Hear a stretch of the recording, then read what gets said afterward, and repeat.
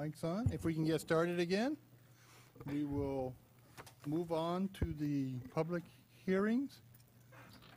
Mr. Espinoza, I guess we'll do the capital outlay fund first. Thank you. Yeah, thank you, Mr. Chair. Yes, we have item number 52, 53, and 54 here this afternoon. It'll be in a public hearing format. We have Armand here. He is our Assistant Public Director. We have Adam Goldstone and Linda.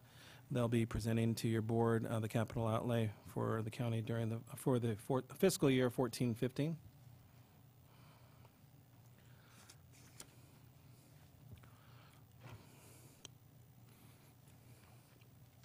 afternoon, Mr. Chairman, board members. I'm going to go through these capital improvement programs, and I guess you have a packet that explains these projects. And there's two types, one facility and one with road and bridges. I'm basically going to cover road and bridges, and facility is going to be covered by Adam Goldstone. So if you're ready, we can go over the road and bridges and go from there.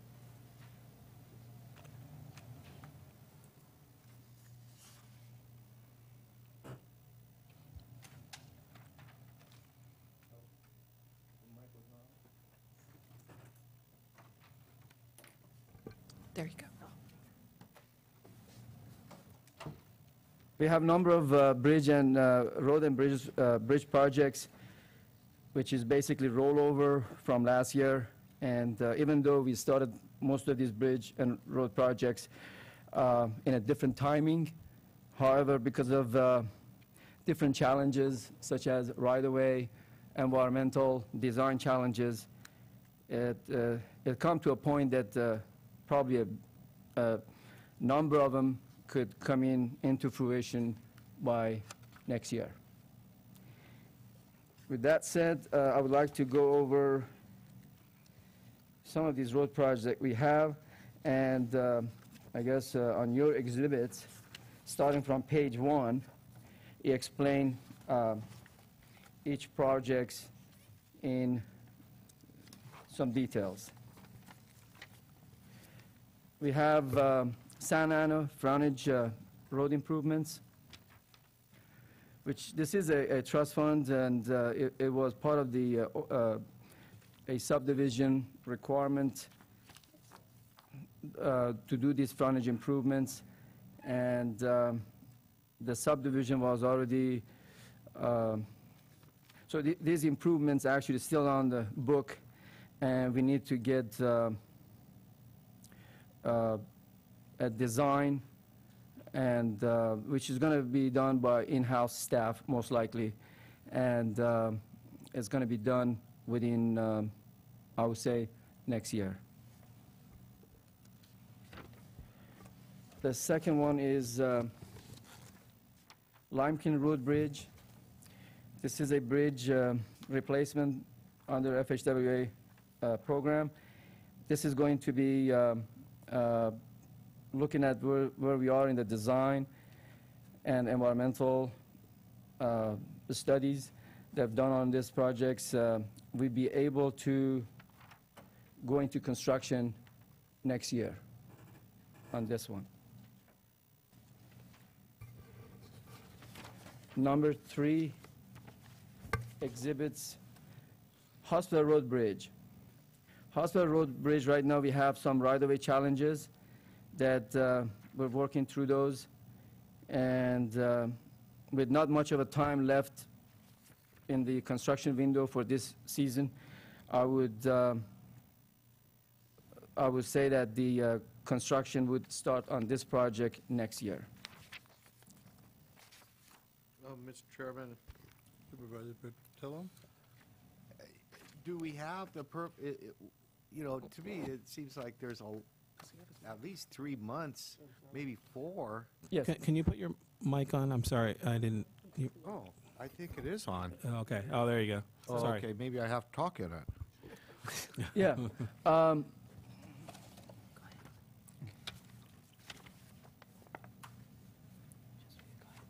okay.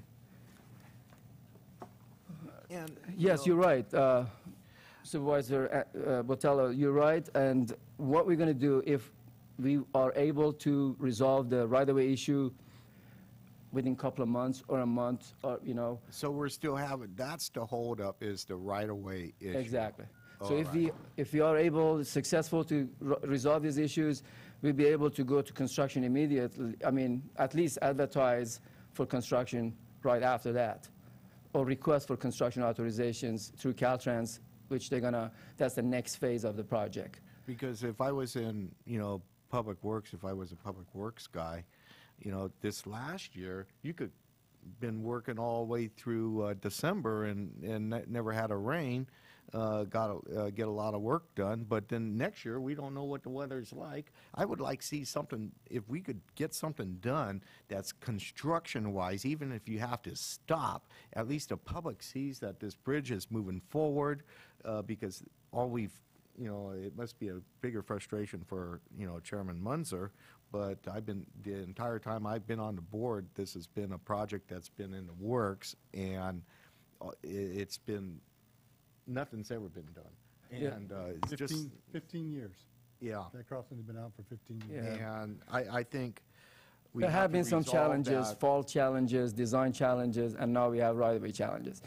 I would say that since not all the portion of the projects falls within the creek, that we have to abide with the, April 15 to October 15. There are a lot of portion of the project actually outside the bridge, outside the riverbed, which we could actually, that's why I'm saying that if we have the right-of-way resolved within a couple of months or so, we'd be able to basically advertise and get authorization from Caltrans, advertise and go to construction, even though the contractor is not able to do the work inside the channel, whatever window left, we should be able to do the approach The work on approaches, it. yeah. Yeah, There's a lot of approach work on I would that. strongly encourage that we do that if we could get this going. Thank you, Mr. Chairman. And Aman, Yes, we're way too far down the path to redesign the bridge and eliminate these right-of-way issues, correct? that's correct, Yeah, okay. exactly. We are at the end of the design. The design has already been made, so if you're going to go back, we're going to have to discard everything, and we probably have to reimburse Yeah, FHWA back all the money. okay. I knew that, I just wanted to hear it officially. Sure. Yeah. And after Hospital Road Bridge, we have John Smith Road at Fairview intersection. This is the John Smith Road realignment. And as you know, that we are hung up in the environmental issues with this project. If you remember, we were going to go and I think the environmental documents actually went stale after that we had to go and basically redo the study, and then there are new endangered species that was listed, added to the list of the federal listing, and now part of the problem is we have to get a mitigation bank. And we are working with another projects that they are about to get this mitigation bank to offset the impact to these creatures, like such as tiger salamander and red-legged frog on this case. But we're hoping before the end of this year, we have that mitigation bank established, and then we'll be able to go and purchase these property for offsetting this mitigation for the impact that we create in this habitat, and then we'll be able to pursue the project, the construction right after that.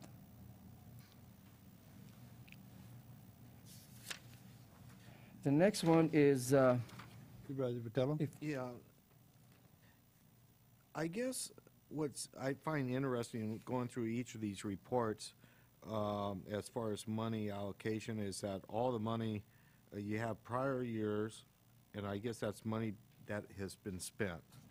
Then you have 14 and 15, and all the money is being spent in 14 and 15. And the way I interpret it is that that's when the project is done.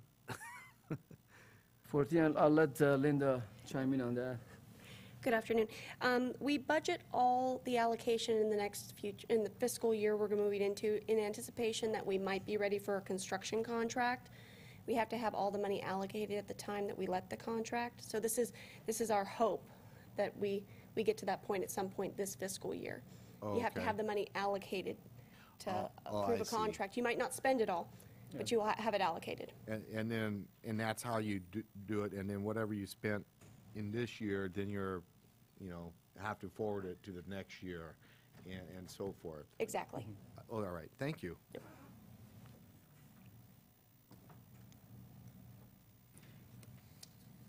If there are no further question on the John Smith, I can go to the next one, which is the Anzor Road Bridge. This is the same situation as the Limekiln Road Bridge. This project will be under construction next year. Next after that is Union Road Bridge. Union Road Bridge, right now, we are in the right-of-way phase. We've done our appraisal, and we're going through negotiation with different property owners. And I would suspect that all the right-of-way will be done within 4 to 5 months.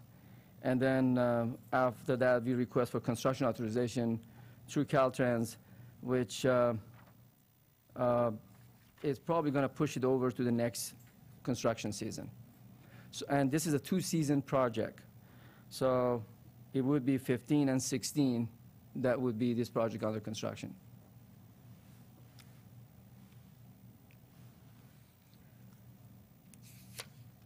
Next one is Penoch Road Bridge. This project should have been constructed by now, but we do have some design challenges on this and environmental challenges, which right now we're working with the regulatory agencies to resolve some of these issues. And we were somehow successful, but we'll see how we're waiting for their final decision on that. And within a couple of weeks, we know which way we're going to have to go. But if everything goes smooth, it would be under construction next year.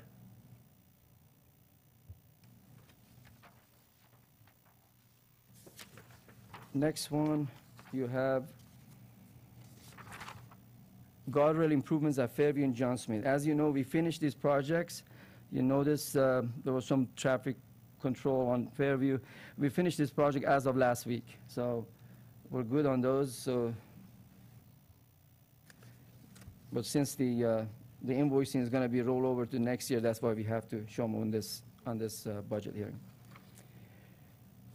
Next one after that is preventative maintenance. There is no project right now on the book on this one, but we will be working on that as a new project later on. After that is Rocks Road Bridge replacement. That one is also, we're going through right now, we're finishing up the environmental documents, and all the design is pretty much complete. And next phase is to go and acquire right-of-way that we need for the footprint of the bridge. And I would say by the time we finish those phases, it'll be next year before we start the construction on this. And that's District 2, not 1, right? That's right. Yeah, so, Is that the district? Oh, yeah, okay. That's District 2. So, I'll let you have that one because it's been kind of a headache for me. yes. I want my own. And, yeah, well, now, I've had several conversations with you, Aman, about this particular project, and the problem is that there's a pipeline, the water pipeline, and the federal government is not going to share, Participate. cover the cost of replacing that line. That I think, it's a little up in the air whether the county has responsibility of putting that water across to the Rancho areas. And anyway, is there be another set of environmental work that needs to be done to get that pipeline from one side of the road to the other side of the road because it's not be part of this bridge project, or can they use the same environmental work? And, or it should be, should be done at the same time. Yeah, well, right now, the pipeline you're talking about, the 10-inch water main that basically goes to Rancho Larias from Aromas Water District, is in conflict with the footprint of the bridge. And in order to put this 2-lane bridge in there, right now it's a 1-lane, pretty narrow road, there is no way that you could just build on top of this pipeline. So it has to be rerouted. And one of the discussion that our consultant had with the with Aromas Water District, they wanted to place it in a special way. And there is a lot of special connections for earthquake and movements of the earth that goes along with it. So they estimated it's going to be a $65,000 price tag for design and actually construction. This is just estimated. We have to go through the bidding process to find out exactly what the actual costs are. Could be a lot less. Design usually 15, 20% over, usually. It depends on the economy. So this is one of the hurdles we have to get across. I mean, I don't know way around it. I mean, I've talked to our consultant, say, hey, could we just build a bridge on top of this, and then somebody else could be responsible for the rerouting of the. He says, well, that's kind of like it's not a good idea because it's all the stuff that goes on. It could be in conflict with the piling operations. Could be with the foundation of the bridge. So it's a best efficient way is to resolve it now. Right. And we don't have a resolution right at the we moment. don't have a resolution right now. This become a non-participating cost that the county has to upfront, either from local match or go to water district, says, it's your pipeline. Because usually when a pipeline goes in a county right away, under franchise agreements with any utility company, if the project comes in conflict with ours, they have to move their facility out of the way at no cost to the county. But it's the board decision how you're going to handle that. You mean we could, Mr. Chair, we could actually bear the cost of that? Is that what you mean? No, I'm saying that the cost is non-participating from federal perspective. The feds are not paying for that. They're saying that this is not bridge-related project. So, since the pipeline is in our right-of-way, from county perspective, anytime somebody get an encroachment permit and put anything in the county right-of-way, if that facility come in conflict in the future projects, county projects, they have to move it at their own cost. So basically, the burden is on the water district, but however the board decide at that point, are we gonna, finance this and then get payment from water district if they don't have the money available at this point, or how are we gonna resolve? That's kind of a. I just wanted to bring that to light for fellow board members and the administration as well, that this project, if I had known about this before, I would leave the bridge way it is and not mess with it. But we're so far down the track, according to Armand, that we'll have, if we abandon this project, it would have to we would have to return, I guess, $340,000. And so we're kind of stuck. And another factor that we probably need to do a little research in is that possibly the county is obligated to, with that responsibility of the pipeline. A former supervisor indicated to me that that's a real possibility. Going to Rancho Larias is what this, where this pipeline goes to. And it's just a short section of pipe. This is absolutely ridiculous. 80 feet long, that's Yeah. what it is. And, but it needs to be resolved before this project moves forward. And if it's the water you know, the water district is collecting a rate from the development, and maybe that could be covered over time if the water district doesn't have the money, or we share costs. I don't know how we address it, but this is a problem. I mean, Mr. Chair, don't you recall, we had some issues with aromas and Rancho Lares in the back? When we went to all those meetings, we expect something like that coming around the corner too? Well, hopefully not. But I'd rather resolve these issues through partnerships and, you know, So- collaboration rather than. So and there might be a they've- potential of- The water district has called me and expressed that, you know, a very deep concern of the excessive costs to this. So there might be a potential of general fund allocation on this project. I don't know. I don't know, and it's possible that we have a responsibility to this line as well, but does that go with the CSA and, or not? I don't know. I don't have enough information. Mr. Chair, if I may, what I'll make sure we'll do is we'll sit down with Public Works and Administration, and we'll discuss this and create an action plan and bring it back to your board, just as a, you know, a strategic plan of what we're going to do with this. And we might have to bring other partners to those meetings, but just, you know, at this point, I think we'll just have to do some homework on that and then come back to your board on that. Very good. I appreciate that. Thank you. Okay. Ron, you wanna move Okay. Next one is Rosa Morada Road Bridge replacement. And that one is also in the same predicament that the construction will occur next year, next construction season. After that is Salinas Grade guardrail improvements. That's that's also the project that we finished last week.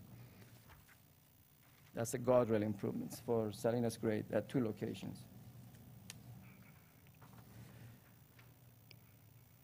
San Felipe Shore Road guardrail replacement. That's a safety guardrail improvements that we're gonna bring a consultant contract on board to get this one also completed. And I would say it will be, if it's not designed and constructed by end of this year, it would be early next year. It will be done by then. It depends. Supervisor Patello? Yeah, so San Felipe Shore Road guardrail replacement. What do we do with the old guardrails? The contractor is supposed to basically Dispose of them? dispose of those properly. Because they do have asbestos, paint or stuff, things of that nature on it that they have to go away. And they are substandard on those areas. Well, the reason I bring this up is that we had a family approach this board, I believe, at COG board as well.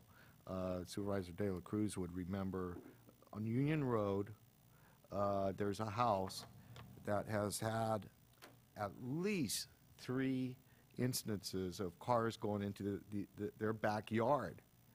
And it happened again just a couple months ago, and they approached us to see what we could do. And this is happening at broad daylight. A child could be in the backyard playing or what have you, but this has to be terrifying. And we thought we could put a guardrail up, but as it turned out that, and under this program, but since we're realigning Union Road, it failed to meet the criteria to be awarded For that. protection. But if we took one of the old guardrails that we took down, Oh, we could put that up as a temporary safeguard for these folks' property, or at least their backyard. Why not do something like that? sure. We could make arrangement for, I mean, we do have, guardrail is, It's not like we're buying any material. It doesn't have to be that, you know, it can't be that elaborate because we are realigning the road. But I just feel that if something happened between now and the end of, you know, this road alignment or the bridge placement, which is 2 to 3 years, you're saying, I would feel really upset if something happened again. And it has a history of 3 or 4 times. It's unbelievable. I'm aware of that particular area you're talking about, and we did address those issues with, it wasn't really, by putting some chevrons to show that the people approaching that curve be able to see there's a curve there. That was one of the main reason. But since we have installed those chevrons, I have not seen any accident or any that type of problem in that area. Otherwise, we would have But we done have something an old different. guardrail, and it doesn't, Yeah, it doesn't. It's not that costly. The Yeah. guardrail. Maybe consider that, please. Sure, definitely. Thank you. And take into consideration, I think it's a good idea, but, Mr. Chair, but take into consideration that making sure we don't assume any more risks, because there might be an assumption of safety if those rails are replaced. Yet, these rails are, they're obsolete, they're structural deficiencies, and yet we're gonna place them somewhere where families depend on those deficiencies. And so are we, the county, assuming any additional risk by putting them there? I was thinking about new guardrail. I wasn't thinking about those because those are dilapidated. And I want to correct myself. I said asbestos paint. No, it's lead-based paint. Those will be discarded properly. But we do have guardrail parts that we could, if we see a problem, we could basically address it ourselves, and at not much of a cost. Okay, thank you.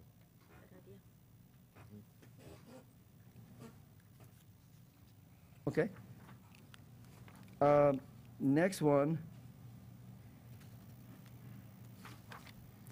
John Smith Road overlay.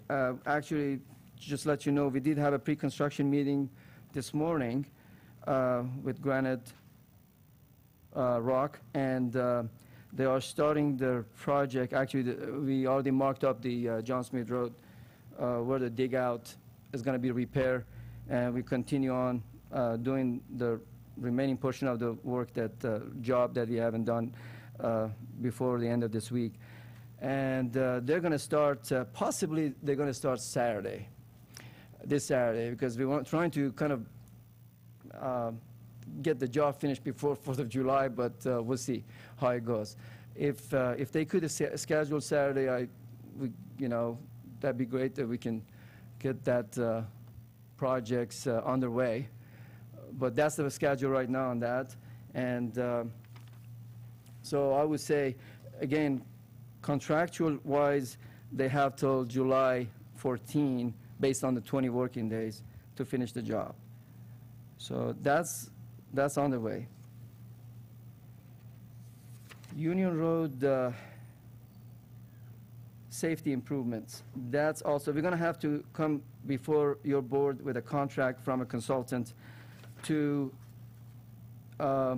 address this safety issue. And no work has been done on this at this point.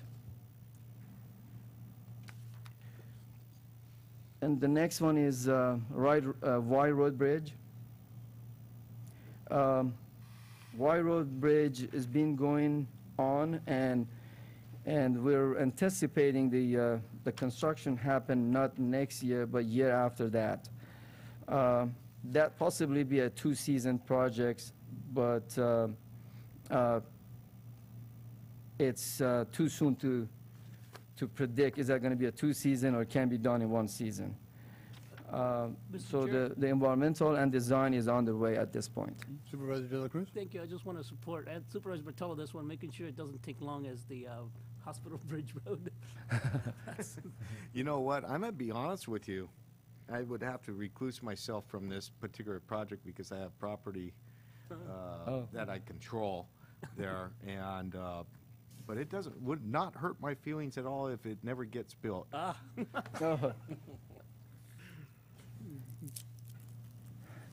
Next one is county drainage improvements, low water crossing. Specifically, one we're working right now is Old Hernandez. And we've gone through the regulatory agency, we sent our application, we sent our design for placing a drainage structures, and we're negotiating with them at this point. We're hoping that this get resolved between our agency and theirs with a, reasonable solution so that we can actually finish the project before end of the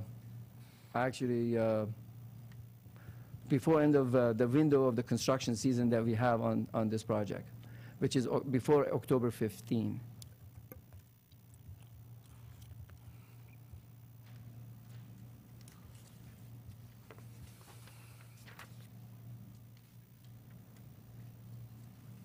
And I guess at this point, the rest is facility. I would like to ask Adam Goldstone to take it from here.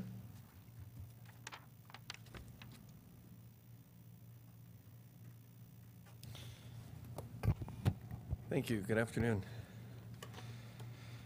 Just as a quick recap or overview of the facilities projects, we have 17 that are being rolled over from previous years, just due to their long-term projects, and 18 were requested for this year.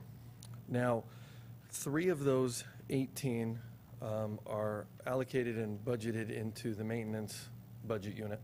It will be handled that way. And another 10 are identified and requested, but not necessarily recommended for funding, and that is up for your debate if you so choose. I am going to skip over all the existing projects for the sake of time, unless there are any that you wanted to speak about, and just get into the new ones that are requested, if I may.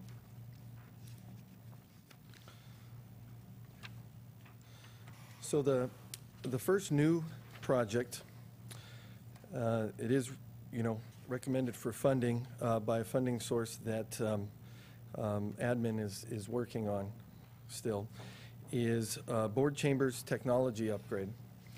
And what that's intended to do primarily is address a few accessibility, ADA concerns relative to public speaking, and have a better audiovisual multimedia presentation here.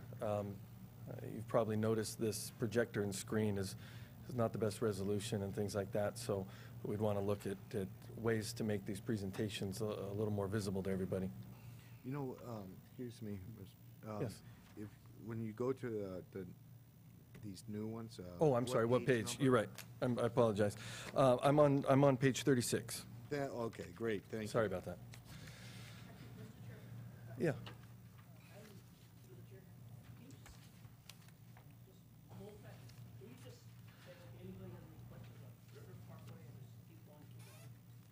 I can go over all the existing ones if you'd like.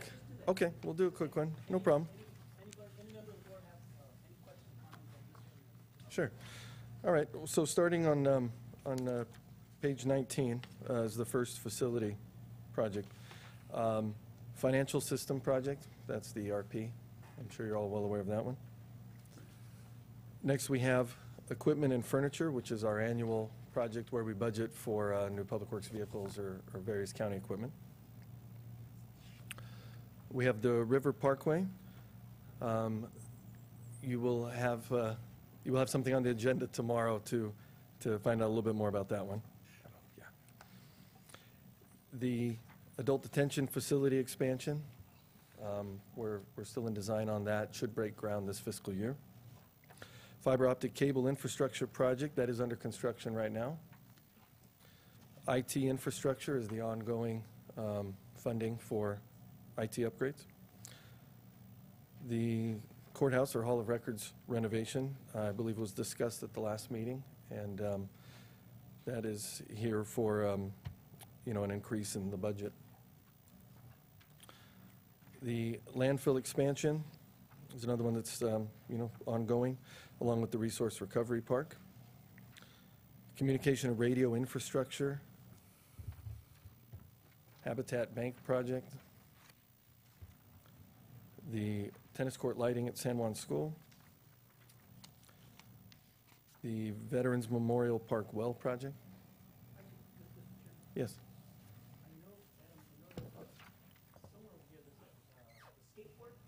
Yeah, we're getting to that one. Sure. IT office relocation project, the behavioral health renovation project,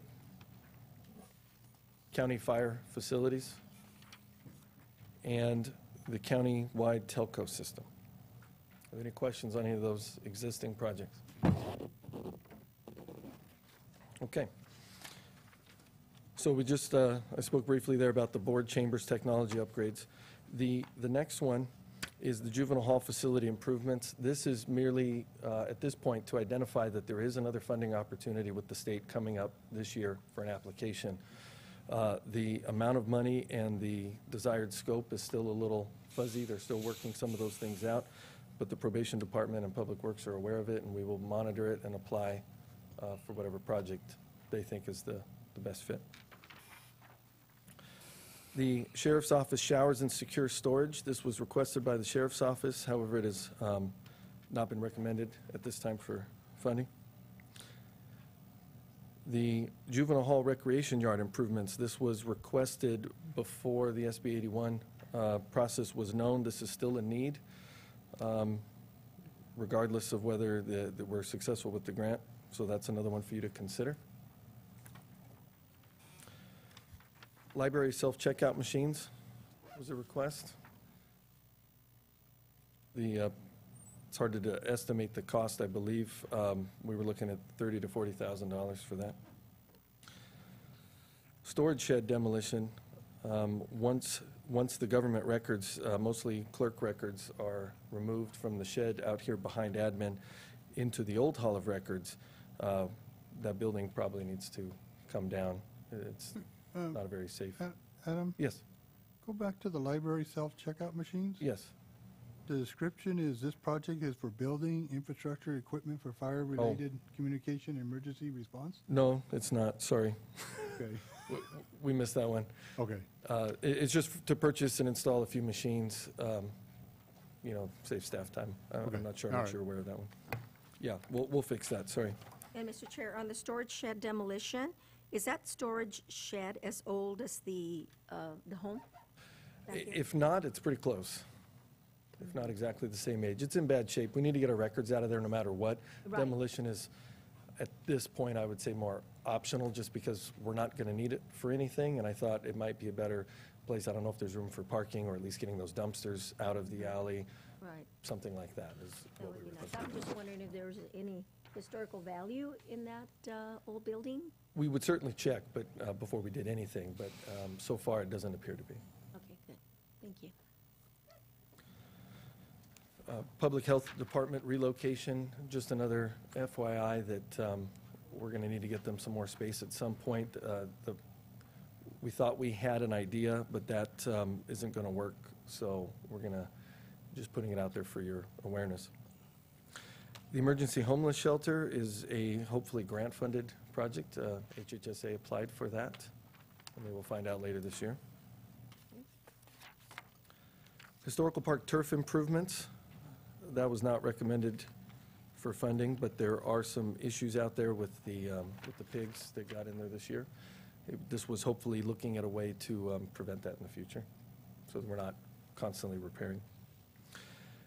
Veterans parking lot lighting was recommended to be funded by the Parks and Rec Commission for $50,000. However, I've been told that funding probably would not use park impact fees if it's something that you decide to go forward with. I'm not 100% on that. If you have any questions, I would ask Sarah Fontanes to come up, but otherwise, about the funding. Oh, okay, but the project would remain, just the funding source would be, Admin would need to help us allocate a funding source okay. in lieu of park impact fees. The Veterans Park barbecue pits was not recommended for funding. That was a request, however. to bring the shelter-side barbecue pits up to the level of the historical park barbecue pits that we had done several years ago.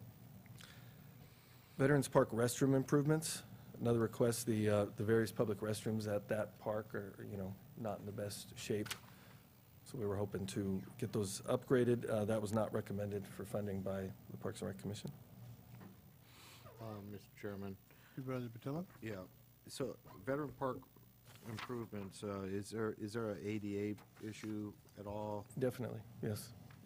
Maybe we should- And I will talk about overall ADA issues in a moment, but that is a concern on this project. Well, with a facility that's used as heavily by the public, maybe we better find the appropriate funding for that project sooner than later, if that's an area of concern. The Sheriff's Office emergency generator, yes, uh-huh.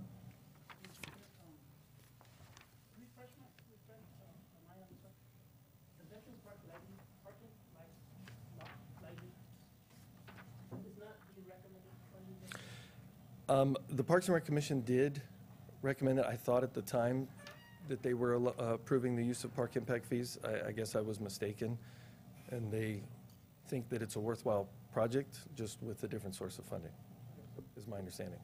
Because we do have other projects that we're putting lights on. So we need to be consistent on that. So how we fund those other parks, those lights, we should fund it with this too. Mr. Chair? Supervisor Rivas? Yeah, I thought last year we had recommended funding through, I thought, impact fees for lighting. But didn't we have that discussion last year? I don't remember. I think we did. So here we are I, again. I think there's my understanding, I think there's a question about if there's any strings attached to the park impact fees, tying those monies to the River Trail Park. And I asked staff to look into that, and they probably haven't had a chance to do that, because I think I asked them on Saturday, so I doubt that they've had a chance to look into it yet. So I think we need to look in and see if I'm right on that, and if there are strings attached to the impact fees, tying it to the River Trail Park. Yeah. So that's the question, I'm looking at the lighting for this for San Juan. It is park impact fees. I don't believe that was the funding for the lighting for the San Juan tennis courts. It was based off of a project that was completed that came in under budget, and there was a handful of money that was left over. It's been so many years. I'm getting pretty upset with the project. Now the school needs to have it reviewed in Sacramento with engineering plans, and it's been a project that should have been done already. But That is, I understand what you're asking, but it was those monies came from a previous project that was completed, and there was a surplus fund. If that's what it was. if I may, I'm afraid Supervisor Patella, that's not correct. It is park impact fees. It was park impact That is fees? what the project was What's created and left of budgeted them? with. Well, I mean, the $3 million or $2 million odd dollars, that was allocated some time ago for that. The money I think you're thinking about was grant funded, and this was not included in that grant, so it couldn't have been used with those funds. Oh, okay. Well, Yeah. whatever the case, we should get it anyway. Right. So the lack of lighting out at Vets Park, if any of you have been out there, and I'm sure you all have, it is a, not an ideal situation there at night. So that's why this keeps coming back up. Well, Mr. Chair, I want to put this, I want to rest, I want to put this to rest. Mr. Chair, I make a motion that we fund this year, this Veterans parking lot lighting. Because every year we bring it to this and we talk about it. Mike, you can turn your mic on. Sorry. So I'll say it again. I want to put this to rest. I believe we should fund this, and I hope I can get support from fellow supervisors. Let's fund this. We fund other projects. We're okay. I'm comfortable with it. The Vets Park is being overutilized, and I think you need to provide safety, especially to the kids out there in the park. So I hope I can get support from my fellow supervisors that we support this year. From park impact fees. You're not making that informed motion yet. Well, no, because because I we want to did- get support from my fellow Because supervisors. we have to open up the public hearing before we do anything like that. I'm okay. So, okay. Supervisor Rivas? And if I could add to that, I think that certainly if it's a matter of priorities, you know, I'm not sure what has happened. If the Parks and Rec Commission is not recommending that this be used by impact fees, I think it should be used for impact fees because it's a public safety issue out there. You know, I'm a retired softball player. I don't want to go out there and bust an Achilles. You know, but you know, I remember when we had games in the evening. It's dangerous. You know, especially when women have games in the evening. When that sun sets, there's no lighting in the parking lots. I mean, you know, it's dangerous. And some of those games last until well beyond the 10 p.m. hour. And so it certainly is a public safety issue out there. I mean, we need to get this project at least on the books and at least funded to start, you know, the work. So. We had initially identified it as $200,000 only because we hadn't done a lot of research, and based on some of the estimates we'd gotten for some of the sports lighting, we thought that would be more than enough. When this was brought before the Parks and Rec Commission, they felt they could support it at a $50,000 level, so we were going to at least embark on a design and see if we could do anything worthwhile for 50 before actually expending all that money. That was the plan when it got dropped to 50. So is, Mr. Chair, if I could, at 50, the Parks and Rec Commission does support it? Well, they had, I guess there's some concern about the use of the impact fees for something like this. This is a new thing that's come out. I don't know if Sarah has more information on it. Just supporting Adam with that. That was the initial, after the fact. When I first presented it and given my newness and work with impact fees, I felt it was appropriate in reading the ordinance and understanding the intent. But after talking about it with my mentor and the chair, they felt after the fact, after they approved it and said, okay, for $50,000 with park impact fees, that maybe it was questionable and did not fall under the ordinance of expanding on recreational use. I had argued otherwise, that it is a safety issue, and that, to me, I may actually go out there now and recreate if there is some sort of lighting, so that it did fall under that, but Sarah, can you clarify which chair you were talking to? I'm sorry, I apologize, Chair Kelly, Don Yeah, Kelly, okay. Park and Rec Commission. Want to make sure I didn't Sorry. forget No, a not you, meeting that Jerry. we, That it wasn't you? yeah, it wasn't me. Wasn't Jerry. Well, I have a problem with that. The Parks and Rec Commission recommends projects, that's fine, but it's not for them to tell us what pot to take it out of. And I truly believe that this project would qualify with impact fees because of growing population in Hollister utilizing the parks and need more time for this population to utilize the park. But I also kind of feel we need to pay attention to the veteran parks restroom improvements as well. If there's ADA problems out there, it should all come together. The lighting is a safety issue. The restroom improvements are also a safety issue that I think should be addressed. And, you know, I'm fully supportive that if we have funding available, we should allocate it and put it on the ground. Mr. Chair, I guess my question would be, do we have funding available? Have we encumbered pretty much everything that's on there now? And is that the issue? So in my looking at it, at the end of 12-13, there is approximately $2.8 million in this impact fees. 2.6 of that was allocated to the Regional River Parkway. Of that, about $875,000, I believe, was spent within this year. So they've asked for 1.8 million more of that. I've not included any types of revenues for the year. And looking at what we have allocated and what we've spent, there should be, with a conservative estimate, I would say probably at least $100,000 that's not accounted for that would be there. I haven't done the projections. I don't have that available, but I absolutely could. But looking at what we have allocated here and what's been spent, and knowing that we haven't accounted for revenues and we're going off of the impact fee report ending 12/13, I'd be comfortable with saying that there should be remaining funds for something in addition to the Regional River Parkway. Okay. And Mr. Chair, if I could ask, do we know for sure that this type of funding can be used for lighting? Are we going to put ourselves out on a limb if we use it? Is there enough? Is it clear enough? I would defer that Mr. Granger. Maybe we need to look at it a little It's closer. probably something we need to look at a Yeah. little bit deeper. Maybe bring back in a future meeting.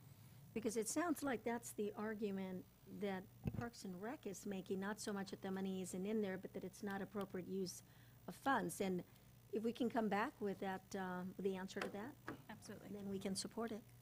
Can we just fund it and then ask county council to look into it? And if it does, if he says, doesn't pass the muster, then we just defund it? Because during the budget process is the easiest way to approve projects versus down the road. But the $100,000, if I still have the floor, Mr. Chair, will the $100,000 that Sarah is talking about, will that be enough for the bathroom improvements and the lighting? That's hard to say at this time. I feel 50,000 just for the lighting is a bit on the low end. I don't know how much lighting I can put in for that. It really depends on what the power availability is there, how much trenching we've got to run for conduits. It's a very linear parking lot, irregular shaped. I don't know how many light standards we can get in, so I think 50 is a bit low to, we're obviously not going to get it up to, say, like Target parking lot lighting levels, right? We don't need to get quite that bright. But 100 for both of those, I think is pushing it. Certainly, we could do something to the bathrooms for 50. I don't know if we'd be able to address every need or concern, but we could certainly make some significant improvements, Yeah, if what that's about the wish of the solar? board. Have we considered solar? I would certainly. That would be one of the first things to look at. I can't say right now if that would provide enough. I don't know how many panels we would need for that type of lighting, and if we have the room for that. But that would be one of the first things to explore. Okay, there is a zero cost related to solar. I think the Hollister School District did that on 3 of their schools. So I think it'd be worth looking into. But they had to, it was like coverings. The for carports, yeah. parking. Yeah, carport. That is something that Public Works and recently admin have been looking at countywide. We had explored it several years ago, and there were some issues with it then. We haven't really had the time to go back and see if those issues exist or how to resolve them. But it is still on the radar, and it is something we're looking at as more global. Right. And I don't know, for this particular project, though, how that might fit in. Okay, thank you, Mr. Chair. So Paul, you have something to add? Yes, I just wanted to comment that there's some confusion as to, whether these projects would be qualifying under impact fees. I believe the nexus is there, that these would be projects that would be very much covered under the required nexus for, for the use of impact fees, to pay for these, those projects. Supervisor Patel? Yeah, I strongly feel that it qualifies under the impact fees. And what concerns me is the Parks and Rec Commission kind of shining this thing off. And I'll say it, they got their pet project, and that's fine. I'm supportive of the pet project, but we also have to pay attention to the other parks and other areas of the county. And I think, Supervisor De La Cruz and Supervisor Rivas are right about, it being a safety concern. I'm a former softball player, too. So am I. Yeah, but Softball umpire. you know what? Champion softball I player. wasn't worried about my Achilles heel like Supervisor Rivas, but in that dark parking lot, a ball popped me right there. And that's when I retired. And so, but it was because of I'm going to blame it on the darkness of the parking lot. You were playing softball in the parking lot? Well, warming up. Yeah. Oh, you're those guys. My recommendation, Mr. Chair, would be that we, that if we do approve this, to make sure that it is, that it comes from the funds that are in excess of what is encumbered already for the River Parkway. So, because we have a commitment to that, and we certainly don't want to use those funds that are already committed. And Sounds like we may have some extra. There will be an update on some of the property negotiations at tomorrow's board meeting. Okay. If that helps anybody. Okay, want to move on? Okay. So actually, just to wrap it up, so we're putting it on the funding list then? Well, we can't yet, according to Mr. Chair, we have to wait till the We public have- hearing. Yeah, we have, Okay. All right. Page 48, the Sheriff's Office Emergency Generator. This is a generator that's needed out at the new building on Technology. I believe we are exploring this year's allocation of OES funding to cover this cost. The application is being processed now. The Veterans Memorial Park Skate Park, this was requested to be added. Initially, this was to be funded from any savings from the Vets Well project. However, due to some design challenges and existing conditions out there, there's less comfort in how much, if any, savings there will be on that project. We still feel we can do it for the budget, but we don't know if there'll be anything left to fund the skate park. Again, the Parks and Rec Commission wanted to leave the recommendation as whatever is left from the Vets Well project would go to that. They did not want to approve the allocation of anything extra to ensure that there was funding for the skate park. So at this time, we don't know if or how much money will be left over from the well project to divert to the skate park project. And the city is willing to put some money up. I believe it was 78,000? I believe they're up to 78,000. 78,000, There. so the board needs to know that the city of Hollister is going to fund part of this. my feeling is this is totally a city project. Is The it? city funds, the city operates the skate park, Oh, do they? Okay. and they're the ones that are committed to improving the skate park. As far as I'm concerned, it's a total city project. If we have any money to assist them with, then we'll assist them with it. Through the well savings. Well, in fact, Chairman Munz and myself serve on the Vets Commission, and it's the highest level from a county perspective that has come for discussion. And I think there's been some brief discussion at the board level, and I am of the opinion that differently, that we need to join with the city and work together to build agree. the skate park, because there's a lot of kids that will be moving away from the streets with their skateboards and their bikes into this community, to this park. And the city contributed up to 78,000 Supervisor Barrios. And we have also made an effort that we will also participate in funding. And by showing that, we showed good faith in the agreement that we have, Sarah, that's still going through County Council's office, in which we have an agreement that says that we will be using the well, whatever's left over from the well. I brought up the idea there's probably no money, and Adam has agreed, and so has Armand and Sarah have agreed that there's no money coming from the well. And I said, let's be honest.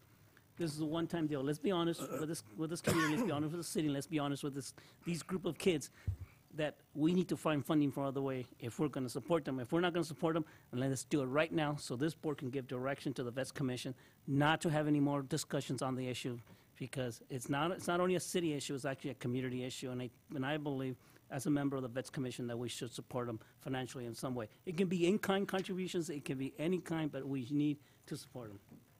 Thank you, Mr. Chair. Supervisor Botello? Yeah, what I see here is three very large veteran park projects. First one, in my mind, as one supervisor, is compliance of the law, which is the ADA issues with the restrooms and the restroom improvements. The second one is the lighting. And then we could talk about the skate park program. And the lighting, I imagine the power, there's complications to, providing that throughout the whole park. It's probably going to be more than 50,000. It's probably going to be closer to 100,000 rather than 50. But I think we have to prioritize this. The city has to recognize that we're putting in, it's a county park, but city residents utilize it the most. And, we're working in partnership already. So, I think we can only do so much at a time, and we should prioritize each project and then work our way down that list. Mr. Chair? Yeah, Supervisor Rivas. Yeah, and I'd like to, I absolutely agree with that. The problem I have with the skate park, as far as if we're going to create a list of prioritizing just the project out there at Vets Park. It's, in my opinion, third on that list. But, you had the city of Hollister that had a celebration at, the city hall because they approved the skate park. This is the first I've heard that they've wanted the county to help fund that project. In my opinion, I would like the city of Hollister to kick more money for our library. Let's have that discussion, council members and Mr. Mayor. So I'm really iffy about, having, throwing any type of additional money to the skate park. I like to have that discussion at a regular board meeting, and it'd be nice to have some council members and the mayor here, and so we could talk about that. Maybe, the discussion was had at intergovernmental and wasn't reported here. I have no idea, but this is the first I've heard of it, other than reading about, every effort that the council has made to expand the skate park. So, thank you, Mr. Chair. Yeah, Mr. Chair, if I could report from intergovernmental, it has been discussed at length, but we were really talking about monies that would be left over from the well project, and that's where the county was going to come in. We have not committed at intergovernmental any additional funds. What we have discussed is that this is a community benefit, and it is very much supported by a group of parents who have come forward where they are willing to step up to the plate and provide any kind of help, any kind of whatever, however they can maintain, provide any kind of funding for the upkeep. So I want to support it with that in mind, that it is benefiting the entire community. And when you have that many parents that are passionate about a project, we can't look away from that. That's, for me, that's key in moving forward and supporting. Mr. Chair, this discussion, you're correct, Supervisors, this discussion has been generated mostly at the Vets Commission meeting, and has been discussed in the government committee to some degree, but most of the details and the discussions and the funding mechanism and opportunities has been discussed at the Vets Commission. And it is too, our chairman has said that there's a lot of things that need to be with the T's crossed and the I's dotted before it goes anywhere, and that's the reason why. And you're correct. It is a budget time. And if this board decides to go in that direction, at least I said my piece, I say my position, but I do support option 1, option 2, Supervisor Botello, absolutely. But I also lobby for option 3, which is the skateboard. And if there's no support, I'm okay. We'll move on to the next thing. I'm good. May I say one more thing, Mr. Chair? There's opportunity for grant funding, which we found out from the Parks and Rec Commission, that there are organizations, companies out there that are willing to put money onto a park. And Adam, I don't know if that's still an option? I know Sarah has been looking into that. I think one of the primary ones that we found only went towards new parks, not expansions. So that one probably wouldn't work. I don't know if there were any additional. That is correct. I just want a little more detail. I've chatted casually with City of Hollister Commissioner Laura Miller about, there is a lot of restrictions, respectfully, with using the Veterans Park. It is a limited amount of space and a lot of people, and maybe there's more opportunity rather than focusing on one area than to be looking outward for new areas, for new parks, so that we can collect grant funding for the new type, because a lot of them do not qualify when it's expansion of one. There's been a lot of talk about having a concession there, having helmets, having check-ins, a lot like other city parks in other areas and bigger areas. And again, with the limited space at Veterans Park, it was just casual conversation of maybe this is something we're focusing on as the quick turnaround, and let's start looking at something for the next 5 to 10 years, something newer, something bigger that can be more appropriate to their dreams and needs of a skate park. So, Is it still a viable project? for a new one? This project, Oh. is it still viable at the Vets Park? Yes, my understanding, we're just working through legal counsel for the lease part to expand into the basketball court area, and that one-time funding clause, whatever's remaining from the well is still there. I'd like to keep it on and not remove it, because I think there's a great need. Supervisor Patel? Yeah, well, again, if we have any money that's left over from the well, I think the full board needs to make that decision where it's a go or go back into a different pot.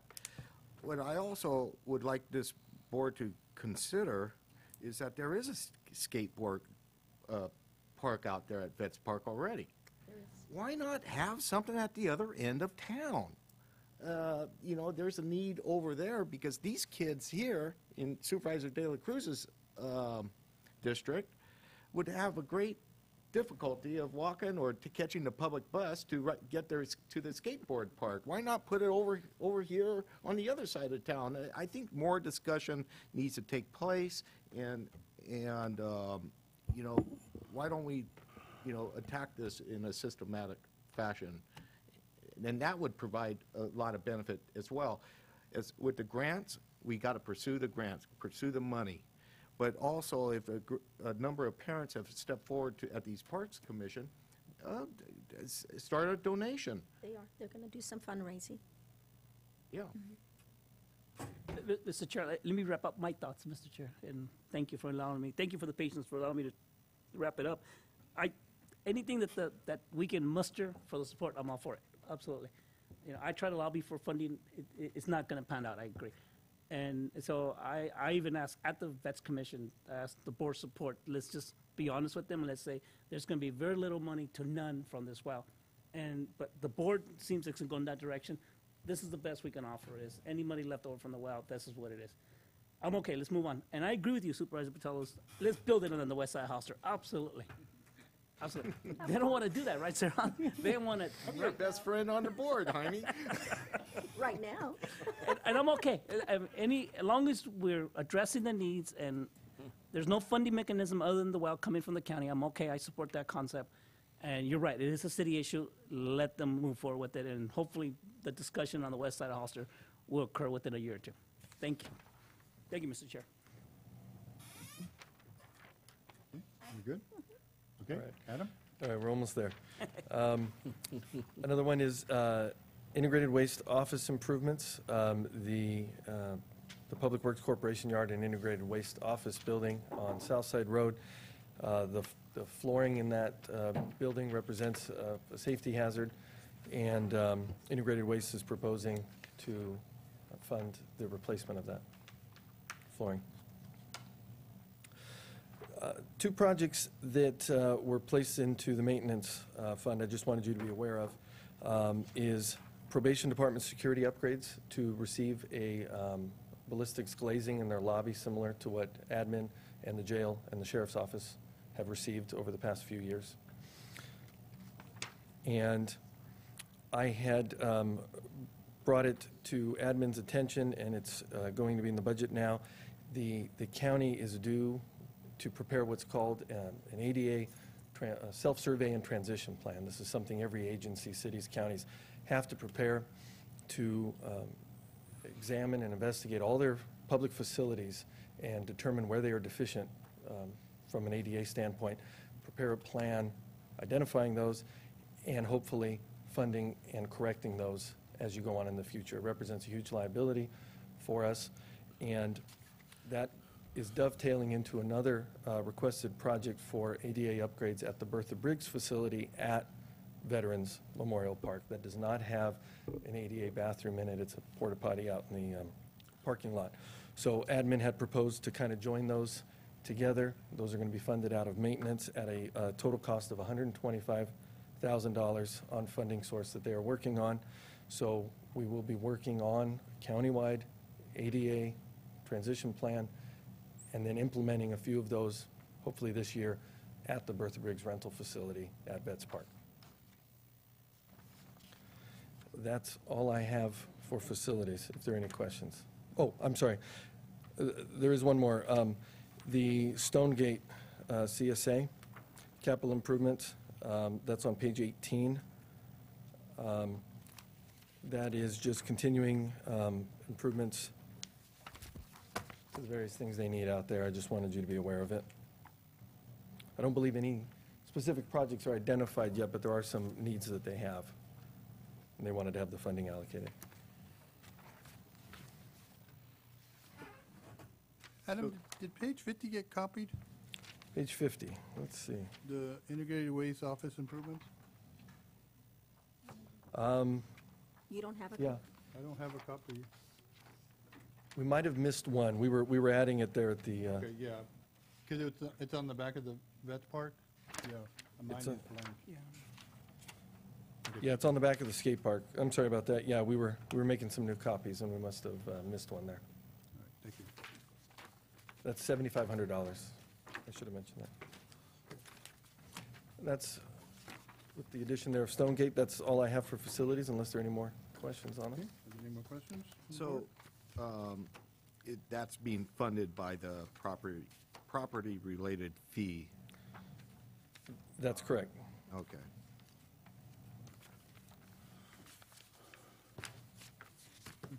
I have a question of staff. This public hearing, is this one public hearing covering items 52, 53, and 54? Or is it one public hearing per item? Are we doing 3 separate public hearings or one public hearing? No, it was one public hearing for the capital. One public hearing, okay, all right. So then, do we have a staff presentation on the CSAs? I don't believe so. No, it was just pretty much the Stonegate capital project that Oh, was okay, included. Yeah, okay. that's all there is on that So one. basically, we are done with your Yeah, presentation? we're good with those 3 items. Okay, so I can open up the public hearing? Yes. All right. With that, I will open up the public hearing. Is there anybody that'd like to address this from the public, or do we have any speaker cards filled out? Okay, hearing that we have no speaker cards, and seeing no one coming forward, I will close the public hearing. All right, now we can start making our motions. Okay. Would it be appropriate to make a motion to accept the capital improvement program and prioritize the vet parks project list and funding at this time? It would be appropriate to identify that funding. You can? Yeah, yeah, that's fine. Okay, I'll make a motion to approve the capital improvement program, prioritize the vet parks project list as the restroom improvement program, the parking lot lighting, as well as the state skate park. There was one more, though. In that, oh, and the barbecue. The barbecue Yeah. pits. And the funding to be allocated out of the park impact fees if, revenue is found. I will second that motion. Mr. Chair, can I make an amendment to the maker of the motion, except on fund number 3, it's actually coming out of the well funds, not park impact fees. That was a discussion this board had. But Park impact fee. but they are in park impact fees Yeah, that you're we're right. using too. Yeah, you're right. Right. True. Okay, They are still park impact fees. Right. Yeah. and this is a temporary Temporary due pass. due pass Temporary with due those pass, yes. additions? Yep. Okay, so we have a motion and a second. And a second. Any further questions? Okay, all those in favor? Aye. Aye. Those opposed? Passes 5-0. Thank you very much. Thank you. All right, we'll move on to, I believe we are on item number 77, probation. Let me go see.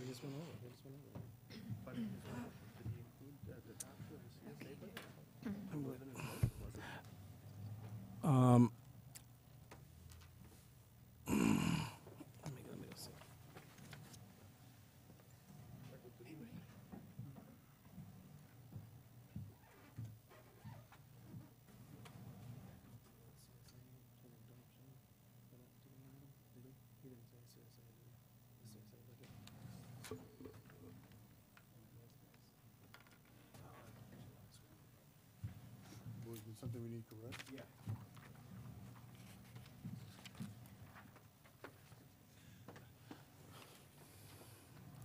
Denise, did they include the CSA on the adoption? I actually didn't hear that when you actually announced out to Supervisor Botello. Did you add that CSA to it? Adoption of the CSA budgets.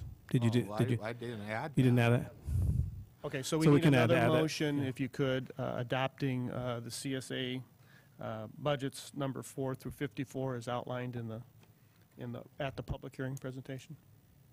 I'll make that motion. This is part of the one we just did? Yeah, Capital yeah. improvement. I will amend my motion to reflect that. My second. Wait. You can either amend, all right, so Supervisor Yeah, Botel has I'll amended his amend. motion. Let's do that. The motion to include the CSA project. Thank And you. I will agree on my second. I'm going to say, do we need to wait for Supervisor Rivas to take the vote? I'm sure he'll agree. Okay. Okay, so bring Supervisor Rivas up to speed. We're amending our previous action to include the CSAs. So we have a motion and a second. All those in favor? Aye. Those opposed? Passes 5-0. Actually, before you start with probation, we've had a lot of people from the public's been waiting for item number 87. Do we think everybody that wants to speak on this item is here already? Yeah, I think so. Okay, let's go ahead and go forward with 87 first. And then Item number 87. Just a second.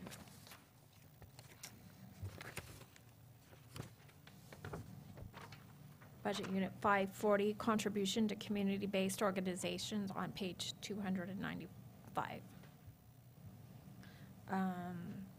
This year, the contributions to community-based organizations is per board policy tied to the budgeted estimate of sales and use taxes. And this year, 6% of that would be $102,000.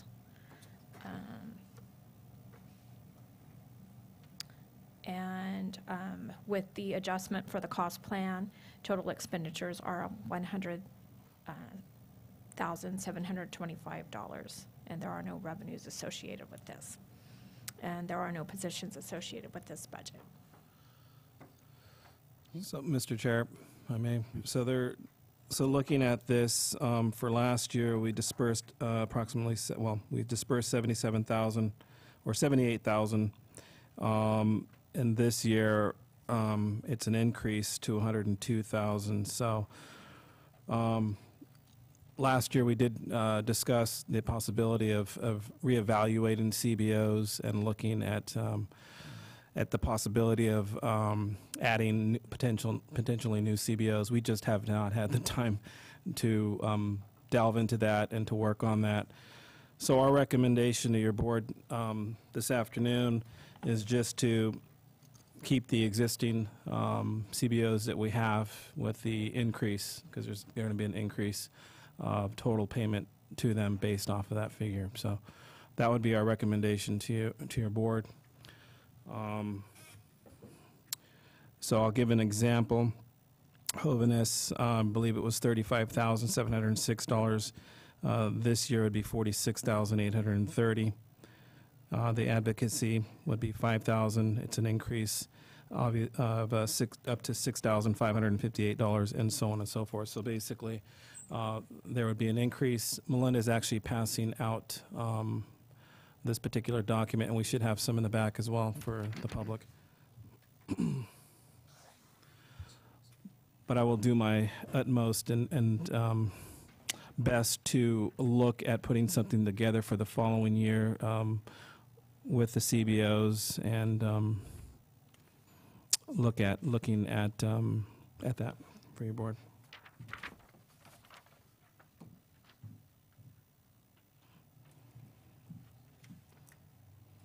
I have a question, Mr. Chair, of our Yes. CAO. Ray, did you say that others have applied? We have- No, maybe. Well, there's an application process, so all of the CBOs attached here, and others. What I was referring to is others applied last year, and the others were the community food bank they actually requested funding.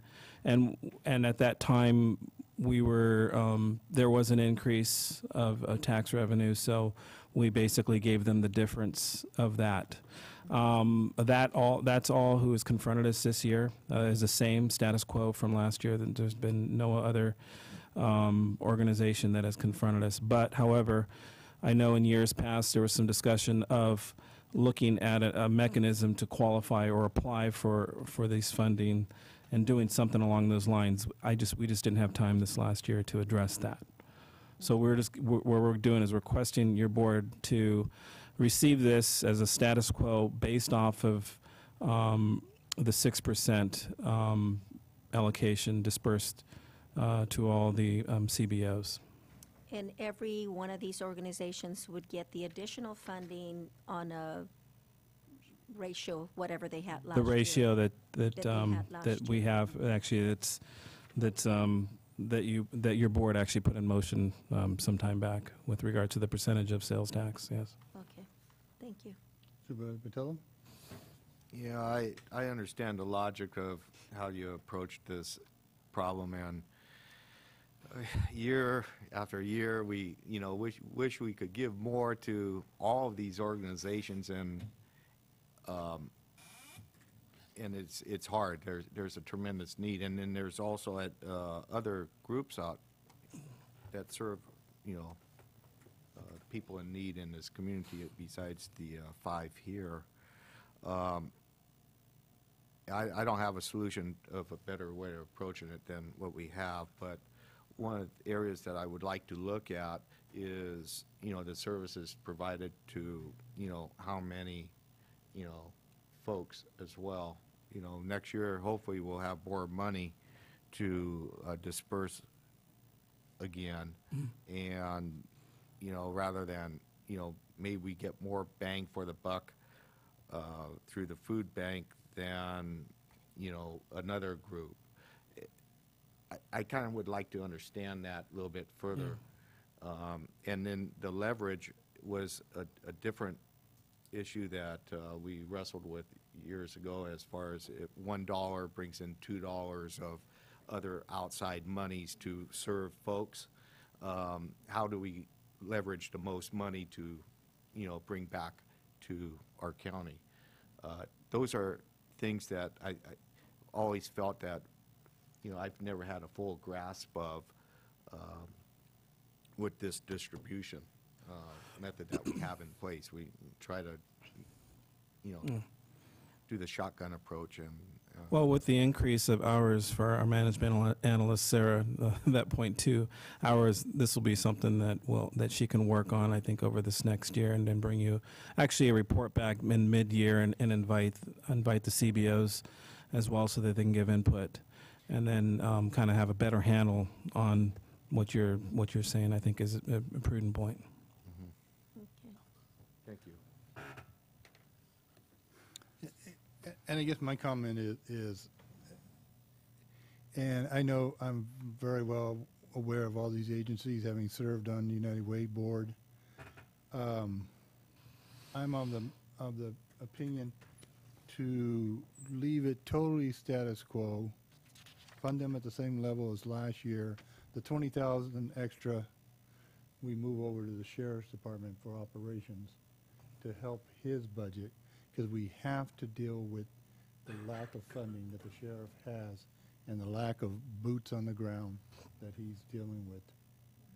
And so that's where I'm coming from with this particular item, is that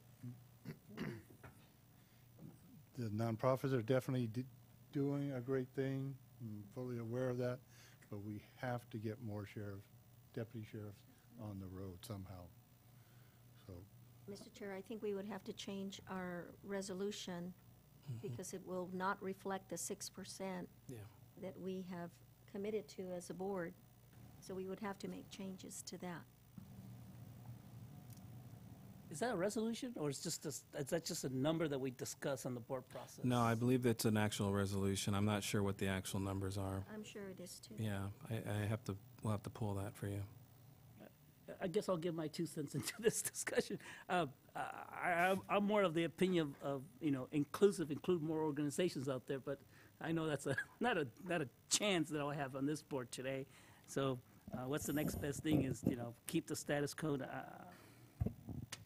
I know, I know you don't have time, Ray, I know, but these are very important, limited dollars that we have in this community that need to be benefited at the maximum.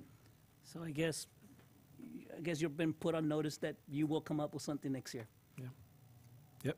I mean, that's the the plan. only way I can say it. Right, well, and if I could add to that, Mr. Chair, the first year I was a member of this board in 2011, I saw this process and I thought it was completely dysfunctional. I thought it was ridiculous because it's not equitable. And it's not equitable because you have the same organizations getting funding year after year, and it's a process that's locking out all these other organizations that need funding. It makes no sense. If we can reform this process, I'm absolutely open to it, to make it more equitable, to make it more inclusive. I know that we have a limited amount of dollars, but there are significant needs in this community.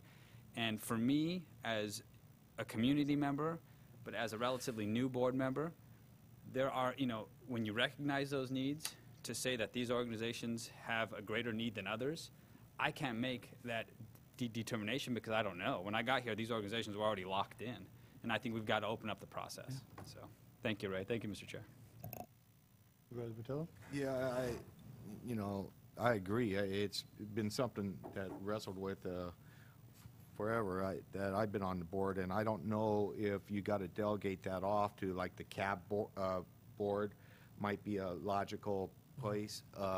One year I served on the United Way allocation committee, and you see, how much, good and the money hitting the street, and that made you feel a little bit more comfortable knowing these groups very intimately, and the need that's out there. But yeah, we have to do something different than what we got here, and I just feel like we're throwing money out of the dais today, and I don't know if that's the right approach or a responsible approach. So, Supervisor Barrett? Thank you, Mr. Chair. If I remember correctly, these organizations had to meet certain criteria. They had to have been on the list prior because they had met some criteria. They also we had to leverage, like you said, dollars, and if they were leveraging dollars, we certainly didn't want them to lose those dollars, and so we committed to giving to them. I think what we need to do is to make sure that they still fit that criteria and have them report back to us with where their funding's coming from, how our money is leveraging other monies that they're getting, and how much they're getting from other organizations. They all have that readily available to us. So I think that would make us feel a little more comfortable. And certainly open it up. If there's others that could fit the same criteria, we need to look at them as well. Probably too late for this year, but certainly put the word out that come July 1st, we're open to looking at others. So. Yeah, but Mr. Chair, Supervisor Barrios, one of the criteria is you have to be funded prior. So any other organizations except for these already have the leg up on everyone else. You're absolutely right. So if we can take that one out, and because hopefully the economy's turning around, and hopefully we're getting more sales tax, and hopefully we'll have more funds available to support communities, worthwhile communities such as these. And then the discussion becomes a 3-4 hour long discussion instead of maybe a 20-minute discussion today. And then we have our own, let's be honest, we have our own organizations and groups that we support and we like to see prosper and grow in our community. And so if we bring all those ideas to the table, then we just becomes a big old discussion that I don't know if Supervisor Rivas was on the board at that time, that we actually took it to the Community Foundation. We did. To help us, help the community, and then we determined, no, we want to bring it back. Yeah. I remember all those discussions. And so, Ray, you're hired to do that job. Bring back some recommendations. Will do. Thank you. Thank you, Mr. Chair. Okay. Okay, with that, I will turn, right before you turn it to the public, though, you know, there is some logic as far as holding the distribution the same and then maybe banking the rest of it, because we had an organization come to us mid-year having a problem, and we didn't have any more money to dole out. But if we held that, maybe not for the sheriffs, but for an organization, you don't see the Emmaus House on here. You don't see a number of other groups that might need it, but maybe that's what we hold the extra 20,000, 22,000 for. I don't know, but maybe we do distribute it out, and the folks that are here representing the organizations are tell us how much they need to have it. I'm almost expecting that, but that's another alternative that we should consider. And doing this budget, do we have to determine the organization we're funding today, or can we just put assign a dollar amount to the line item and then figure out the organizations? I don't know. Last year, how we did it is we actually allocated the CBOs, and then we did it this way. So, yeah. I believe we have to name them in the resolution. We have to name it. So. And Mr. Chair, if I could add to that, they do their budgets, and they probably need to know sooner than later so they can prepare their program allocations. With that, I will open it up to the public. Do we have any speaker cards? Yes, we do. Clay Kemp.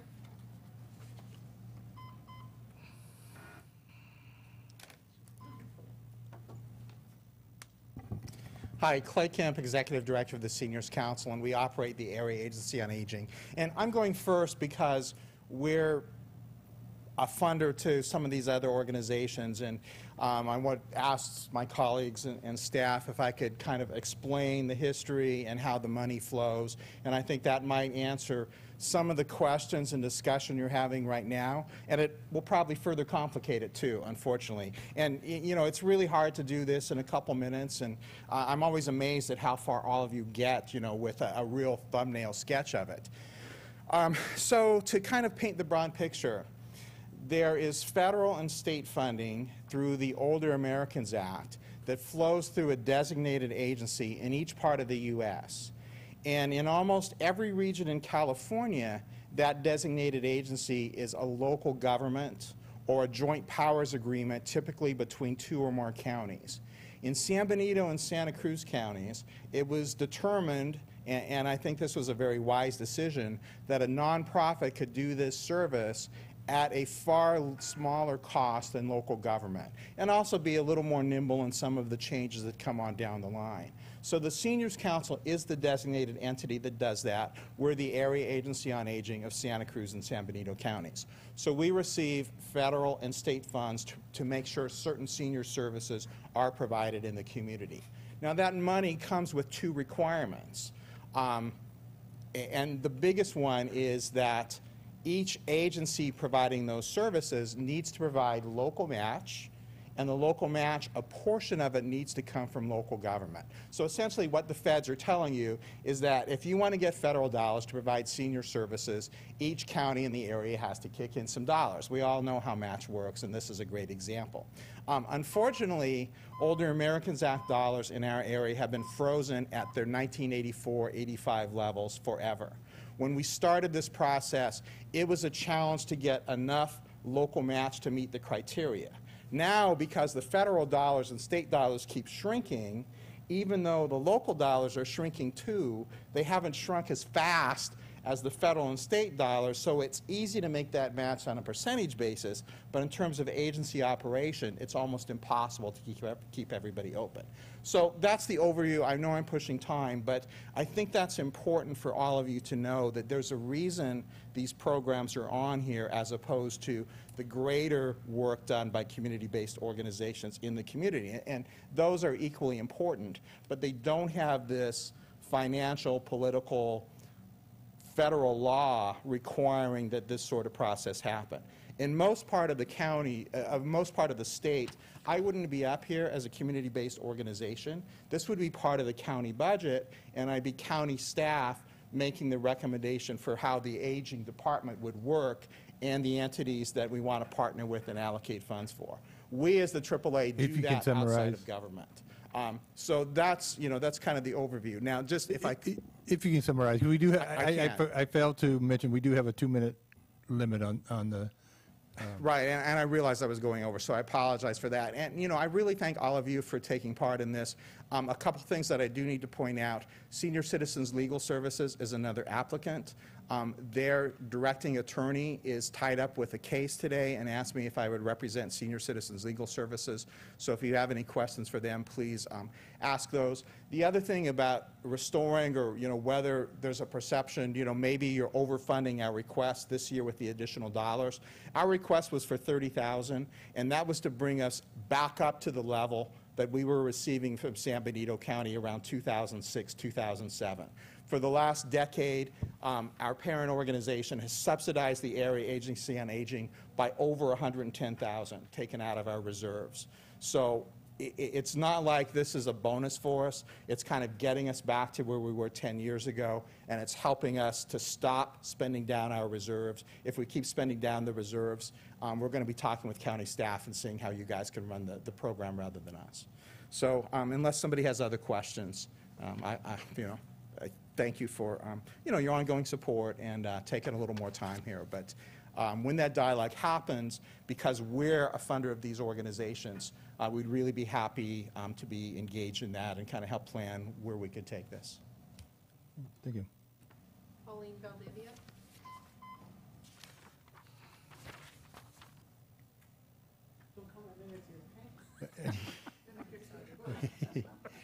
So it is a 2-minute limit for this, not Because the I can't 3. talk that fast.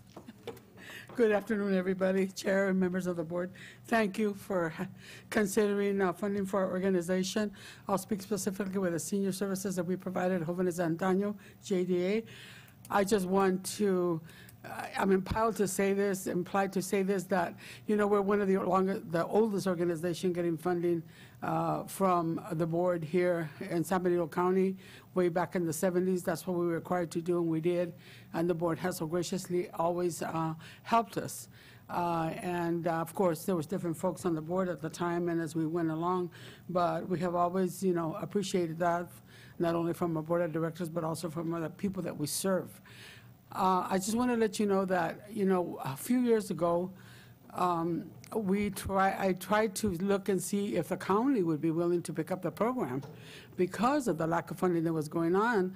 But, in order to do that, it wasn't enough funding, but it's for the county to carry it as another department, because eventually, hopefully that would happen if, let's say, the AAA resolved or something happened, but it's less expensive for a nonprofit organization to provide the service than it would be to be under the county or any other entity, government entity in the community like the city.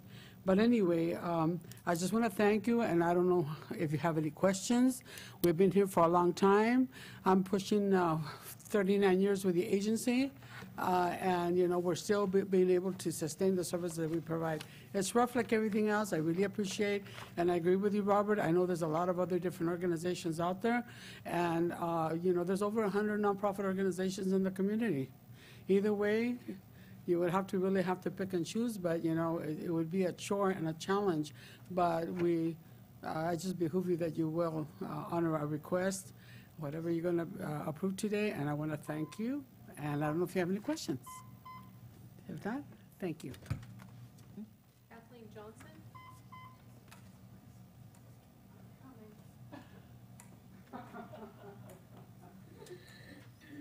We used to be a lot faster this Yeah, really. Good afternoon, supervisors. I'm Kathleen Johnson, Executive Director of Advocacy, Inc., and we provide the Long-Term Care Ombudsman Program and the Patients' Rights Advocate Program services for San Benito and Santa Cruz County. We have actually, I think the information was maybe mistaken, and I have to say that we did request an additional funds this year in the amount of $7,500 for many of the same reasons that Clay was talking. And I realize I'm talking really fast, but I'm trying to get the answers in.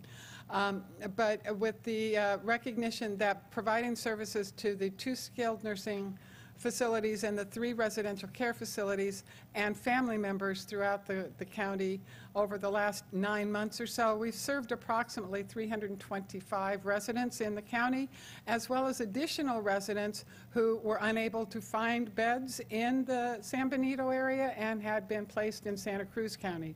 Those individuals receive the ombudsman services, protecting their rights, ensuring that they get adequate care, advocating for quality of life and quality of care that they deserve.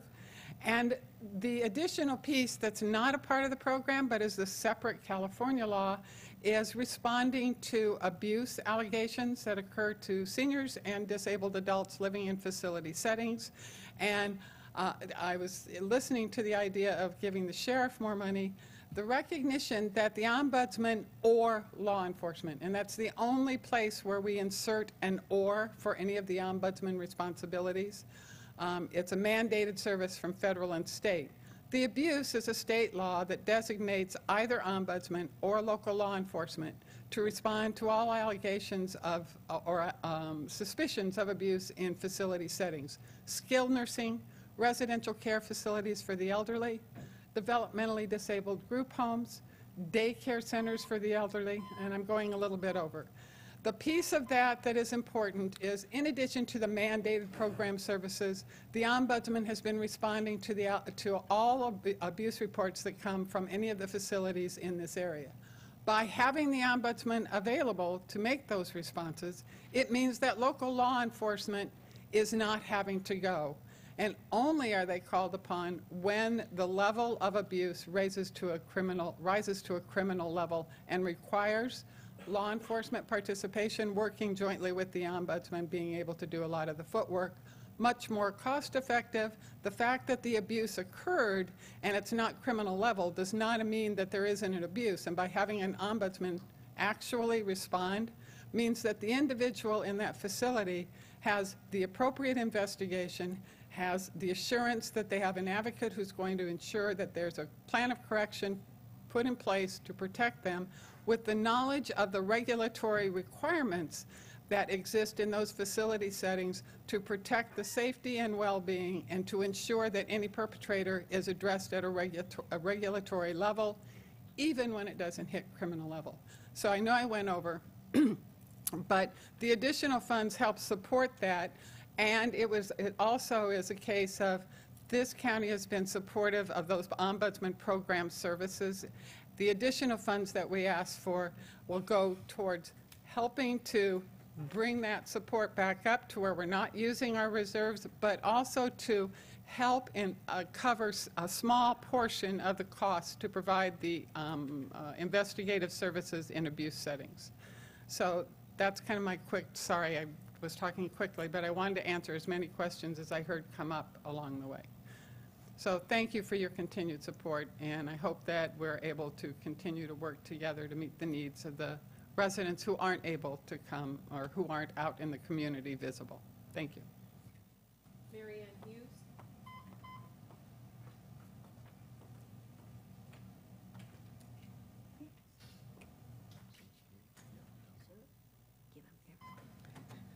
Honored Supervisors, I'm Mary Ann Hughes from the Community Food Bank. I think we all know each other. I want to thank you for your support for the Senior Brown Bag Program this last year. We served about 2,200 seniors on a weekly basis. We have estimated in our community about 10,000 seniors, and about 5,200 of those are living at or near poverty level. So we have a bigger nut to still serve if we're only serving about half of those people. What you're hearing today is about seniors, and seniors are having a really hard time in our community right now. Many of them are older women who are living on half of their husband's Social Security, and that's it. That's just not very much money. So I recognize that you guys have a lot to think about in all of this, but it is very important to remember that we can provide services much more cheaply than government can. So as much as you can put money aside for these service organizations, we appreciate it. And I know it's hard to budget anything. But thank you very much for your support, and look forward to seeing you again next year. Anybody else from the public like to address the board on this item? Seeing none, I'll bring it back to the board. I'd like to make a motion, Mr. Chair, that we fund all the organization's requests, 40,000 to Jóvenes, 6,000 to advocacy, 3,600 to senior citizens, 30,000 to seniors council, 12,400 to community food bank, even though I don't believe there's a request from them, but I know that they serve all of the above citizens plus. And then put the remaining 10,000 into a reserve for need throughout the year from organizations that may come forth to get help from the county. That's my motion. I'll second the motion. Okay, there's a motion and a second. All those in favor? Aye. Those opposed? No. And the reason I say no is, again, I think the extra 20,000 needs to go to the sheriff and to law enforcement. Because he's been underfunded for so many years, and so I have to say no to this one. With that, we will move on to probation.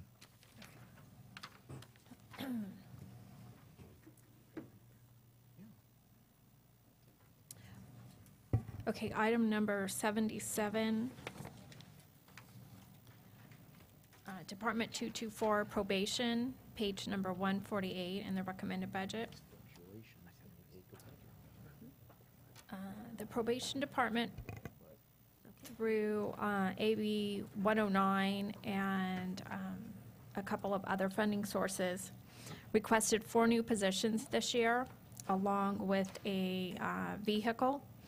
All of the new recommended positions, 4 recommended positions, are all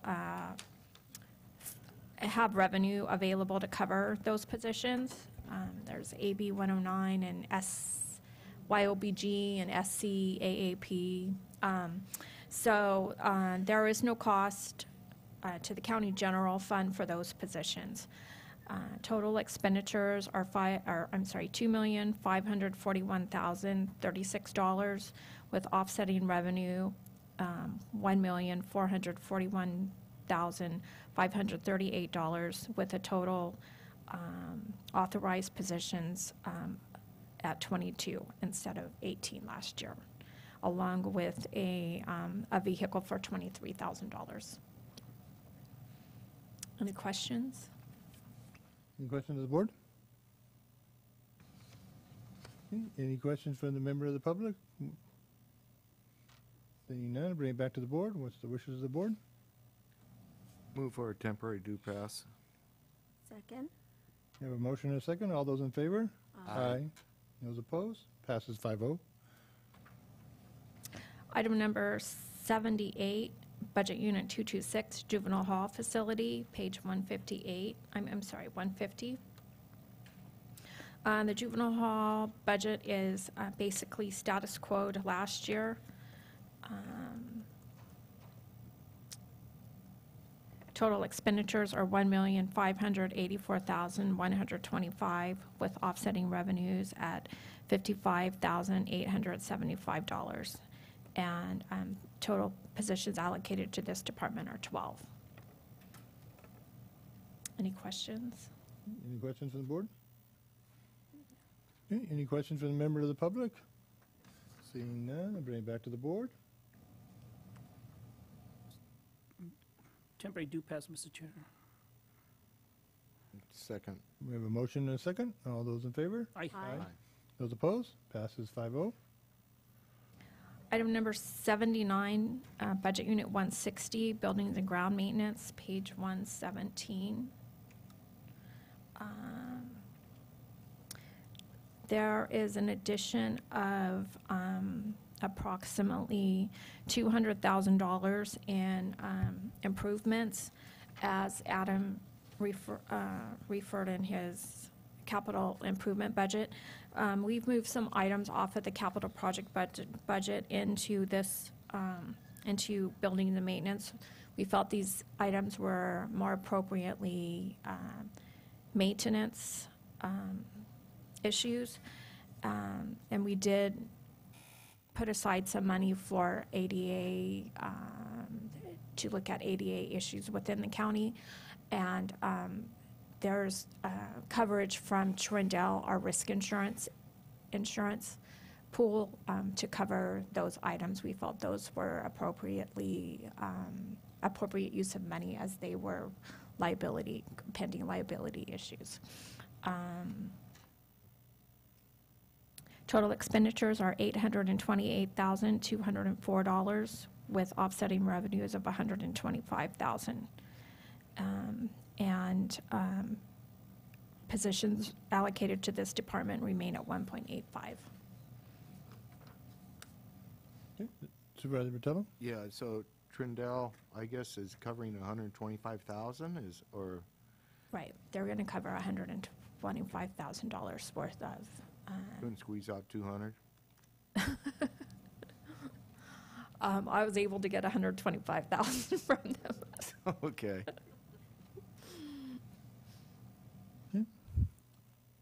Actually, Joe Paul was able to get that for us. Okay. Anybody from the public want to address the board on this item? Seeing none, I'll bring it back to the board. Move for a temporary due pass. I have a motion and a second. All those in favor? Aye. Aye. Passes. All those opposed? Passes 5-0. Okay. Item number 80, Public Works Administration and Engineering Department. That's Budget Unit 256 on page 187. So as we discussed with the Assessors Department, also in trying to be proactive as possible towards the new development, we are recommending that we add 2 positions to this budget. They're limited term positions. We will evaluate these positions as we go along during the fiscal year in order to help with the backlog and the bottleneck of some of the developments that are occurring. So that would bring our total expenditures to $586,675, and revenues, offsetting revenues are $316,950. And we would, I have another typo in there, we would bring the total allocated positions to 7.25. Any questions? Supervisor Patel? Yeah, I guess concerns me a little bit about the increase in county net costs. Do we have the opportunity to minimize that through development agreements or some sort of fee structure? Yes, we felt that a portion of the cost for those new positions could be recaptured through development. Yeah, I want to make sure we are very active in doing that. Moving along the projects, let's keep moving, but let's capture our costs and everybody's be happy. Okay. Any other questions from the board? Anybody from the public like to address the board on this item? Seeing none, what's the pleasure of the board? Temporary due pass, motion to. Second. Motion and a second. All those in favor? Aye. Aye. Those opposed? Passes 5-0.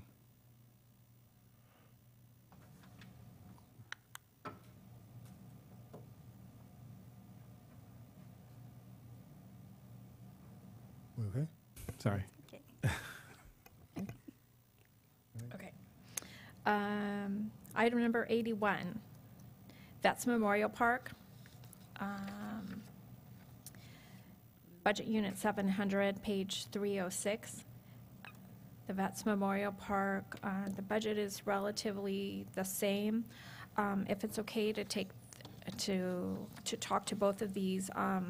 Item number 81 and 82, both Veterans Memorial Park and Recreation, both of those budgets are basically status quo. They requested a vehicle, and so we kind of split the cost between the two departments. They have, I think, 3 vehicles that are, two don't run, one of them does, and they're borrowing parts off of the older vehicles. And so we just felt it was not, it was not in the best interest to keep trying to repair those vehicles. And so we basically split the cost of that vehicle between the two budgets, and everything else is basically status quo.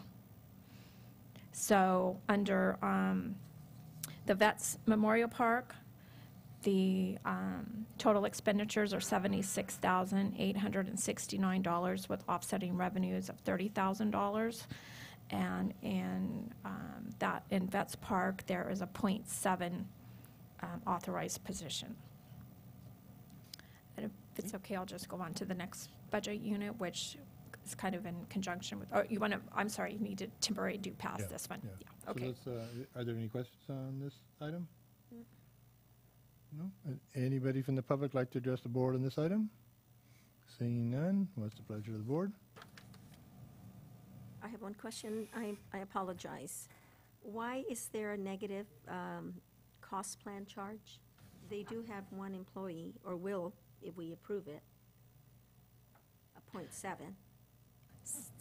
Sometimes based upon 2 years ago's cost and what we estimated the cost to be, and what it actually ended up being. So we're on the balancing cost it. plan, it goes backwards and kind of true ups to the current year cost plan. Okay, got it, thank you. With that, Mr. Chair, I'll move to approve temporary due pass. Second. We have a motion and a second. All those in favor? Aye. Aye. Those opposed? Passes 5-0. Okay, item number 82, Department number 702, Recreation and Parks, on page 308. I kind of already spoke to this regarding the purchase of that one truck. And so, other than that, this budget stays status quo. Total expenditures are at $93,615, revenues at $25,600, and there is a .65 position allocated to this department. Any questions? Any questions of the board? Seeing none. Any questions of the members of the public? Seeing none, what is the wishes of the board? Make a motion that Chairman Munzer shoot the pigs that are damaging the park. We're fixing that. I'll make a motion for a temporary due pass. Do we have a second? Second, Mr. Chair. There's a motion and a second. All those in favor? Aye. Those opposed? Passes 5-0. Item number 83, Budget Unit 250, Agricultural Commissioner, Sealer of Weights and Measures on page 156. This budget is relatively status quo. There's a request, there was a request for a vehicle both by the Ag Commissioner and also by the UC Ag Extension, and they are working to collaborate the use of all the vehicles out there. So we are splitting the cost of both vehicles, but through those departments. And so anyways, that's where you'll see that there's a request for a vehicle, bringing the total expenditures to $945,825 with offsetting revenues of $653,400. And there's a total authorized positions at, 6.55 positions. Any questions? I have a question, Mr. Chair. If the expenditures are, the net counting cost is more than double. I'm trying to figure out where that additional cost is.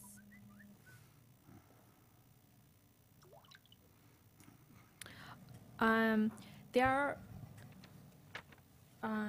so there's a little adjustment in their salaries. There's some, there was an increase, some increases in their salary projections for this year.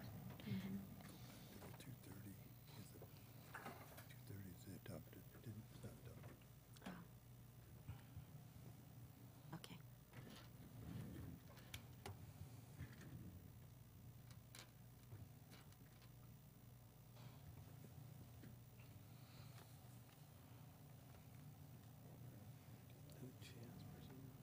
All right, so then, the reason for that is their projected was actually, the adopted from 13-14 was actually $60,000 less when what we are recommending this year, and that is due to salaries, you said? Yep, yes. Primarily salaries, okay. Thank you, Mr. Chair. Any other questions from the board? Any questions from the dwelling members of the public? Seeing none, what's the wishes of the board? Move for a temporary due pass. We have a motion and a second. All those in favor? Aye. Those opposed? Passes 5-0.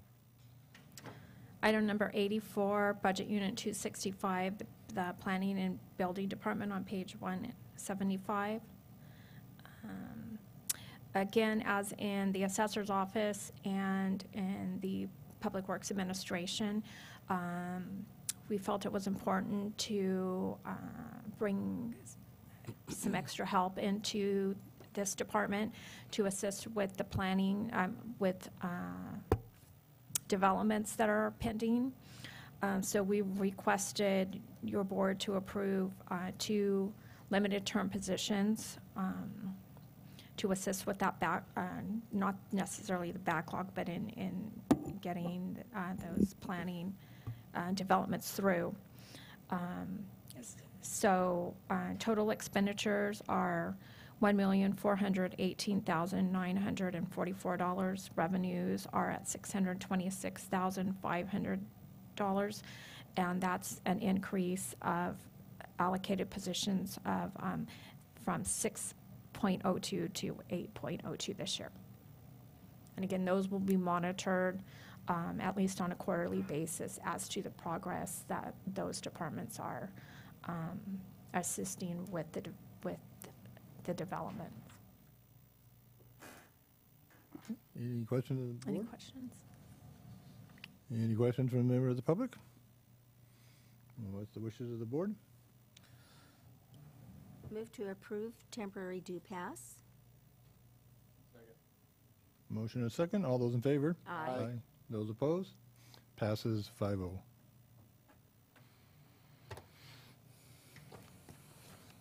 Item number 85, Budget Unit 266, Animal Control, on page 162. This budget is status quo from last year. Total expenditures are $240,962. Offsetting revenues are $10,000, and there are no positions associated with this budget. Any questions? Any questions of the board? Yeah, I just have one comment, Mr. Chair, that's all. I had a couple calls in my district, and I called the animal control, and they basically told me that unless it's a cat or dog, they will not go out there and take care of, rascals or skunks or any of that stuff. They won't. That's what I was told. That's all I'm saying. I don't believe that skunks are in the ordinance. Yeah, I think we had the wildlife trapper to deal with those. Or in the Animal contract. Control has never dealt with Okay. them. Supervisor Patella? Yeah, well,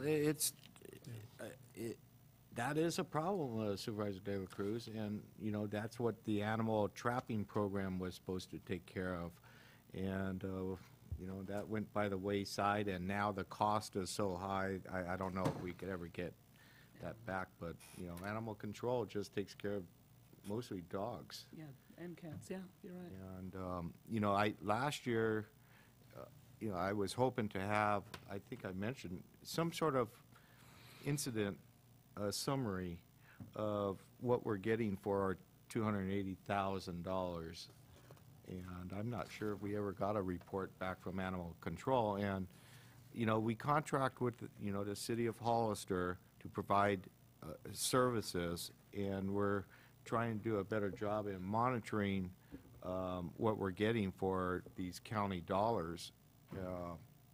And I recognize it's a difficult task. The county is a big area, but I kind of feel that, you know, there's some accountability obligations that the city of Hollister is not fulfilling. We get a pretty good idea with the fire, but with animal control, I have some concerns, always have. Yeah, Mr. Chair, if I may, I'll make sure that we actually address that, bring that on the agenda as an item, and I actually do have the contract before me. There's quite a few services. In the light of the economic downturn, we were cutting services to try to, you know, make the budget. And one of the items, or a few of them, are livestock hauling. These are services that are not covered within the contract.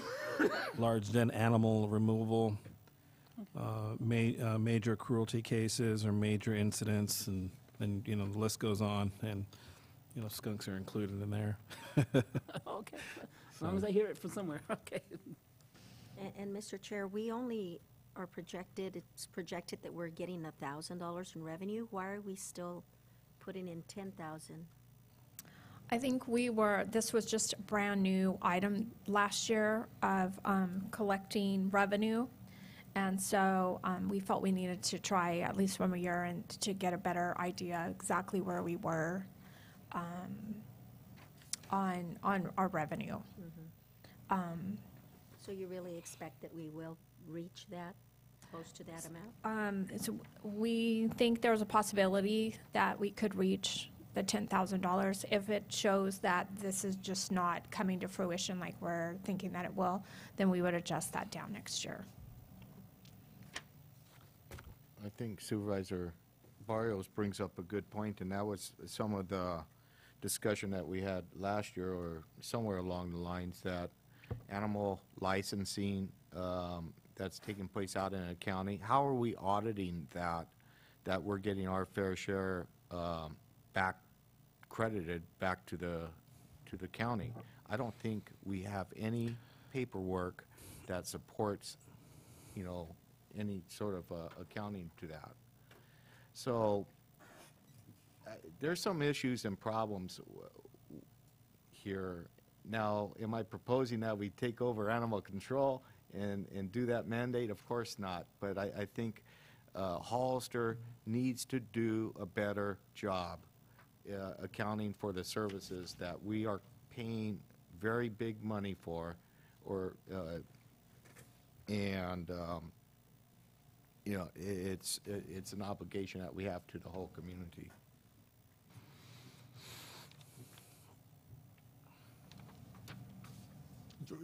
Isn't that what we said last year? Nothing That's happened? exactly what we said last year. Same thing.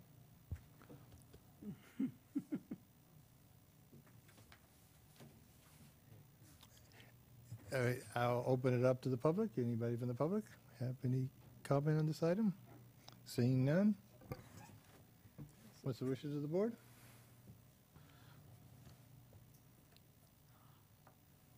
I will make a motion, Mr. Chair, that we approve temporary due pass, but with a request that we get some sort of accounting as to what is really being done and what the monies that are being collected on behalf of county citizens or animals, whatever the case may be. I'll second it, just because the request to make a report to the board as far as the performance, contract performance. Contract performance. Are we going to withhold funding if we don't get that report? You never know. Okay, we have a motion and a second. All those in favor? Aye. Aye. Those opposed? Passes 5-0. Item number 86, county fire, found on page 165. So the county fire has an increase due to the CPI index increase of, I believe, 3%, and this budget reflects that increase. Total expenditures are $1,163,278, with offsetting revenues of $1,163,278. Our contribution from last year, the general fund contribution from last year to this year, I believe it was $199,000 last year, and this year it's $200,000. It's basically the same amount. And the increase to in revenue to meet these the increase in the fire contract is estimated to come through property taxes. Our property taxes, we've budgeted a 6% increase, and so the fire department will receive some of that. They receive their own, they have an allocation under the property tax allocation, and so they will also, this will not come out of the general fund, they will be receiving their own property tax allocation. Any questions? Mr. Chair, where'd you get the 3% based, was it based on the budgeted amount or the actual, what's forecasted for 13-14? I For- think the increase was based on, For the CPI? Yeah. Yeah, the CPI, that's actually in the contract itself. No, but I Yeah. mean, see, I'm looking at, there's two numbers under, under professional services, there's 1.106 million adopted 13-14, and then the projected is, for 13-14 is 931,000. What was the base number to come up with 100.03% budget allocation? I believe the budget was $4,106,000 last year. Yeah, the budget. The contract? The contract actually is $1,106,715 with a CPI to increase not more than 3% set forth with B4, which specifies the location, which is our San Francisco, Oakland, San Jose Now, area, my and the question is, CPI increasement. what number did you use? What number you multiplied that 3%? Is it 931,000 or the 1,000,000? Should be the $1 million. 1,106,000. I believe it should be off the 1,106,000. The contract amount. That's Yeah. the contract. That's what the contract was. Yeah, that's what it should be. Okay. So I guess shame on them if they don't submit expenses up to that much then, right? Maybe it's just late in the day and. I think it's late in the day. They did, okay. All right. You should be able to do that in your head, Supervisor David Cruz. It was Okay. it was a follow-up question, but okay. Is I there knew any- the answer. Any comment from, or questions from the members of the public? Seeing none. Any additional questions or comments from the board? Seeing none, what's the wishes of the board? Temporary, do pass, Mr. Chair. A motion and a second. All those in favor? Aye. Aye. Those opposed? Passes 5-0. Okay, we already did contributions to community-based organizations. So item number 88, budget unit 610 is the county library on page 300. This budget unit is basically status quo. There was an increase of $20,000 in temporary salaries. And so total expenditures are $746,026, and revenues are $82,900. Budgeted positions stay status quo at 5.5 positions. Any questions? Mr. Chair, it's kind of late in the game, and unless Supervisor Barrios wants to talk about it, about the RX program card. Yeah, I brought that up, and I can't remember when it was, but the county gets a percentage of the prescriptions that are a reimbursement for prescriptions from people that use the coast-to-coast card. And we have received, I believe, 16,000, Ray. Yeah, But I actually don't know if that 16,000 is just for a year, or is that since the beginning of the program? I have the entire breakdown. I forgot to bring it with me, but I gave a copy to Supervisor De La Cruz. Okay, So I he should want to have say it. that it's since the beginning of the The program. beginning of the program, I think we have about $22,000 that we've actually I generated. have here, Mr. Chair, I have $27,275.25 since the inception of the county RX card program. And where that money has been going and is into our general fund. That's correct. But we could probably increase that amount if we make a greater outreach. And probably the best way to channel that outreach would be through the library. We have a lot of folks, community folks, that walk through there every single day that could get that information, that could increase those revenues. And Supervisor De La Cruz and I were thinking, if the library helps us in making this great effort, then perhaps we could designate those monies to the library for programs. So just a thought, it's an idea. If they help us increase it, why not give it to them? Yeah, and I actually had a meeting with Nora a couple weeks ago, and I asked Nora, give me your opinion on the situation where we got this program, this card program, in which when somebody uses that card, the county gets about $1.50 in return per transaction for those who don't have health insurance. And it's really going into the general fund. And from my perspective, when I brought it to the board back then, I felt that it should be used for community organizations, that because it's not general fund money, it's not funds that's being directed or generated by any activity of the county. It's just the public and the community using these cards. If we can give it back to the community, and she goes, I think it's a wonderful idea. And I asked her, will the library folks help out and advertise the program? Because the more you advertise, the more money could be generated. Yeah, And then- outreach. An outreach program. And then, I mean, it's up to the board. I would like to see the library benefit for our kids.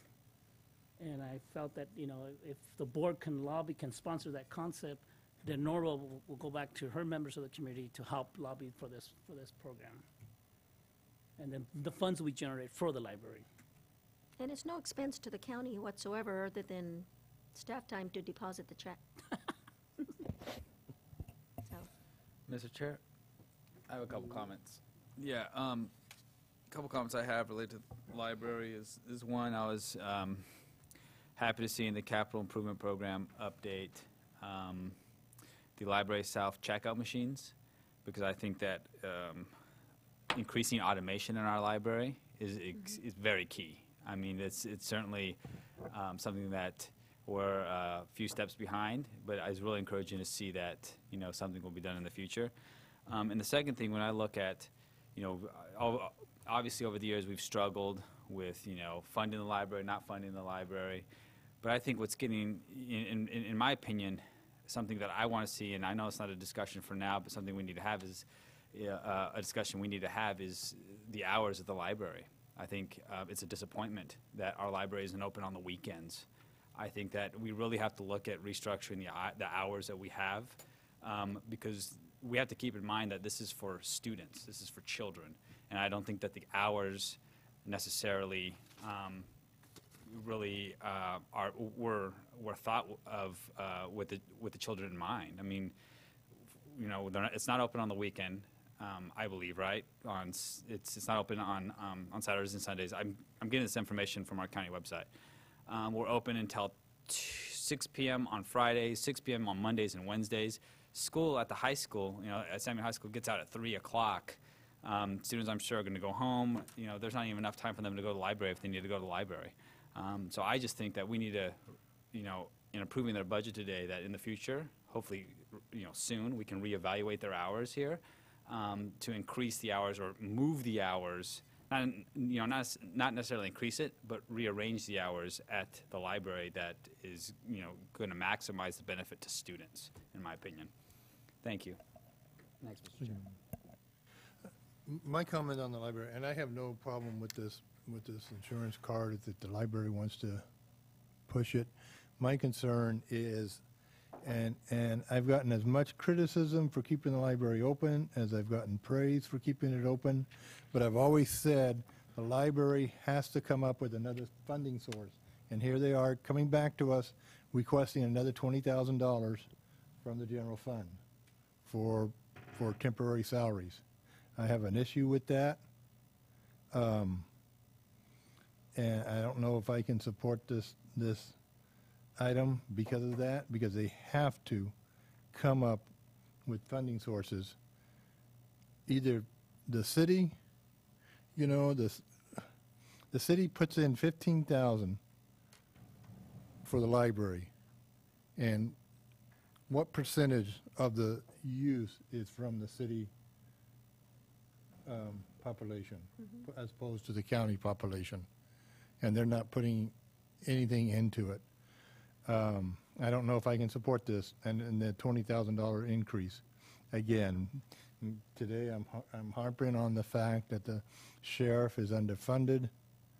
We have, I know you're getting tired of me hearing that saying that we need to get more boots on the ground. And like I said, I've gotten a lot of criticism for why do we have the library open and no deputy sheriffs. So I have a problem with this item. Well, I think with the idea of the card, that may help maybe with Supervisor Rivas's idea of rearranging hours or maybe adding hours. But if the effort is made and the money is collected, why not go in that direction? And I agree with you, Supervisor Munzer, with all due respect, that yes, our Sheriff's Department is in great need. But this is one of the areas where people are doing a good thing for themselves, for their families, to improve their lives so that maybe in years to come, not maybe, it's already been proven that in years to come, you will have less people in the jails and less sheriffs needed out there, because we are educating our children and our families. So I have to support the library. Supervisor Patella? Yeah, I think we all want to support the library, and, I read something just the other day, how important the library is to many rural counties and small towns, and we are a rural county and a small town. But we're still not out of, as the CAO mentioned this morning, out of the woods yet. Things look a little bit brighter next year when there's a substantial amount of, allocation in the state budget for coming back to the counties. I think we should address it, any sort of increases anywhere next year. The 20,000 is not a cure, some of the needs for the library, the expanded hours and so forth. And, I think that's a worthwhile area to look into. But, also with the sheriff, I tend to, if we do have extra money, I'm not sure how far 20,000 goes with the deputy either. But we really do have to address that, because the sheriffs are in town here too, and out there in the South County, in the far western part of our county as well, we're not getting any sort of presence, and it's almost time that we have to address that. People depend on public safety, so that's my sense of it. Mr. Chair, the library, as a blessing, or call it the way you want to call it, it's in the middle of my district, and the majority of the customers are from my district. And I will support it, and I think we need to support the library. And I'm okay, the $20,000 that the staff has made the recommendation. I totally agree with you in terms of more boots on the streets. I totally agree with you. Hopefully, the economy will start picking up and we can start addressing the sheriff department next. But for right now, what's presented before us is this budget. And I agree with Supervisor Rivas, we need to work with Nora. We're not going to solve it today in terms of the hours, the operation. That's something that has to be addressed down the road. But I hope we can get the support to move forward with this library picture and hopefully get the support also on working with Nora on the RX card program, Mr. Chair. This RX card, is it 27,000 on your? Yes. Is that 27,000? Is that in the budget No, now? no, that was from the inception. So there's, I believe that's multiple years. It's a rolling number. No, I It's a understand rolling that. number total. I so. understand it, but is that has that been That figured goes into the into budget? into our revenues in 185, I believe it is. Yeah. Yeah, so that's where the actual funds go into. So it's already in the budget? It's in there. Being utilized somewhere? Okay, all right. But is it in the library budget, or No. is it, No. it's No. No. global? In the general. This is local. Okay, so we can't reallocate it anyway, We can. We can do whatever we without want. taking it out. Well, if something else gets hurt, Well, we've already taken it away from that half position, so maybe we could put it back in here. I think we reused it somewhere else, though. No? I think it would be a case of if the library wants to promote that card, then they can have any additional revenues that come in Moving forward? moving forward. Do we know how much we allocated? Yeah, on the .5, you're requesting from the allocate, the 0.5 reduction on the OES part-time position. Yeah, Melinda was kind enough to do the numbers during lunch. It was $46,401, looks like. The savings? The savings, that's correct. And we haven't reallocated it No. to anything? Oh, okay. Other But than, it still makes more sense to me that, the library, through its volunteers, staff, educationally, I'd rather see it going forward and building the program that way. And that's not to say that's the only money that the library should get in the future as our revenue stream improves. Everything has to be, go along with it. But the card money, I have no problem with that going forward as that program grows. Okay. Okay. I'll support that, Mr. Chair. Okay, have I opened it up to the public? If, whether I have or haven't, I'll open it up to the public again. Anybody from the public wants to comment on this? Seeing none, I'll bring it back to the board. I'll move for a temporary due pass. I will second by adding that we allocate any coast-to-coast prescription monies to the library fund as it comes in, Going into the future. going into the future. in the future, yeah. I'll support that. Can I make a friendly amendment? That is, if the library works to promote the card, correct? Well, they are going to. They have committed through Supervisor De La Cruz. Unless Nora tells me it's different right now.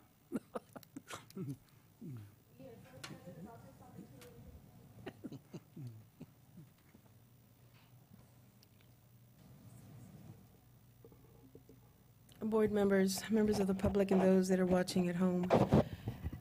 This was probably one of the most wonderful days when Supervisor De La Cruz came into my office and said to me that there might be this opportunity. There's always light at the end of the tunnel, and I'm certainly not giving up hope, and I'm doing everything that I can to do what I can to provide service for this community. I want to thank Supervisor De La Cruz for taking the time and the care to bring this idea forward.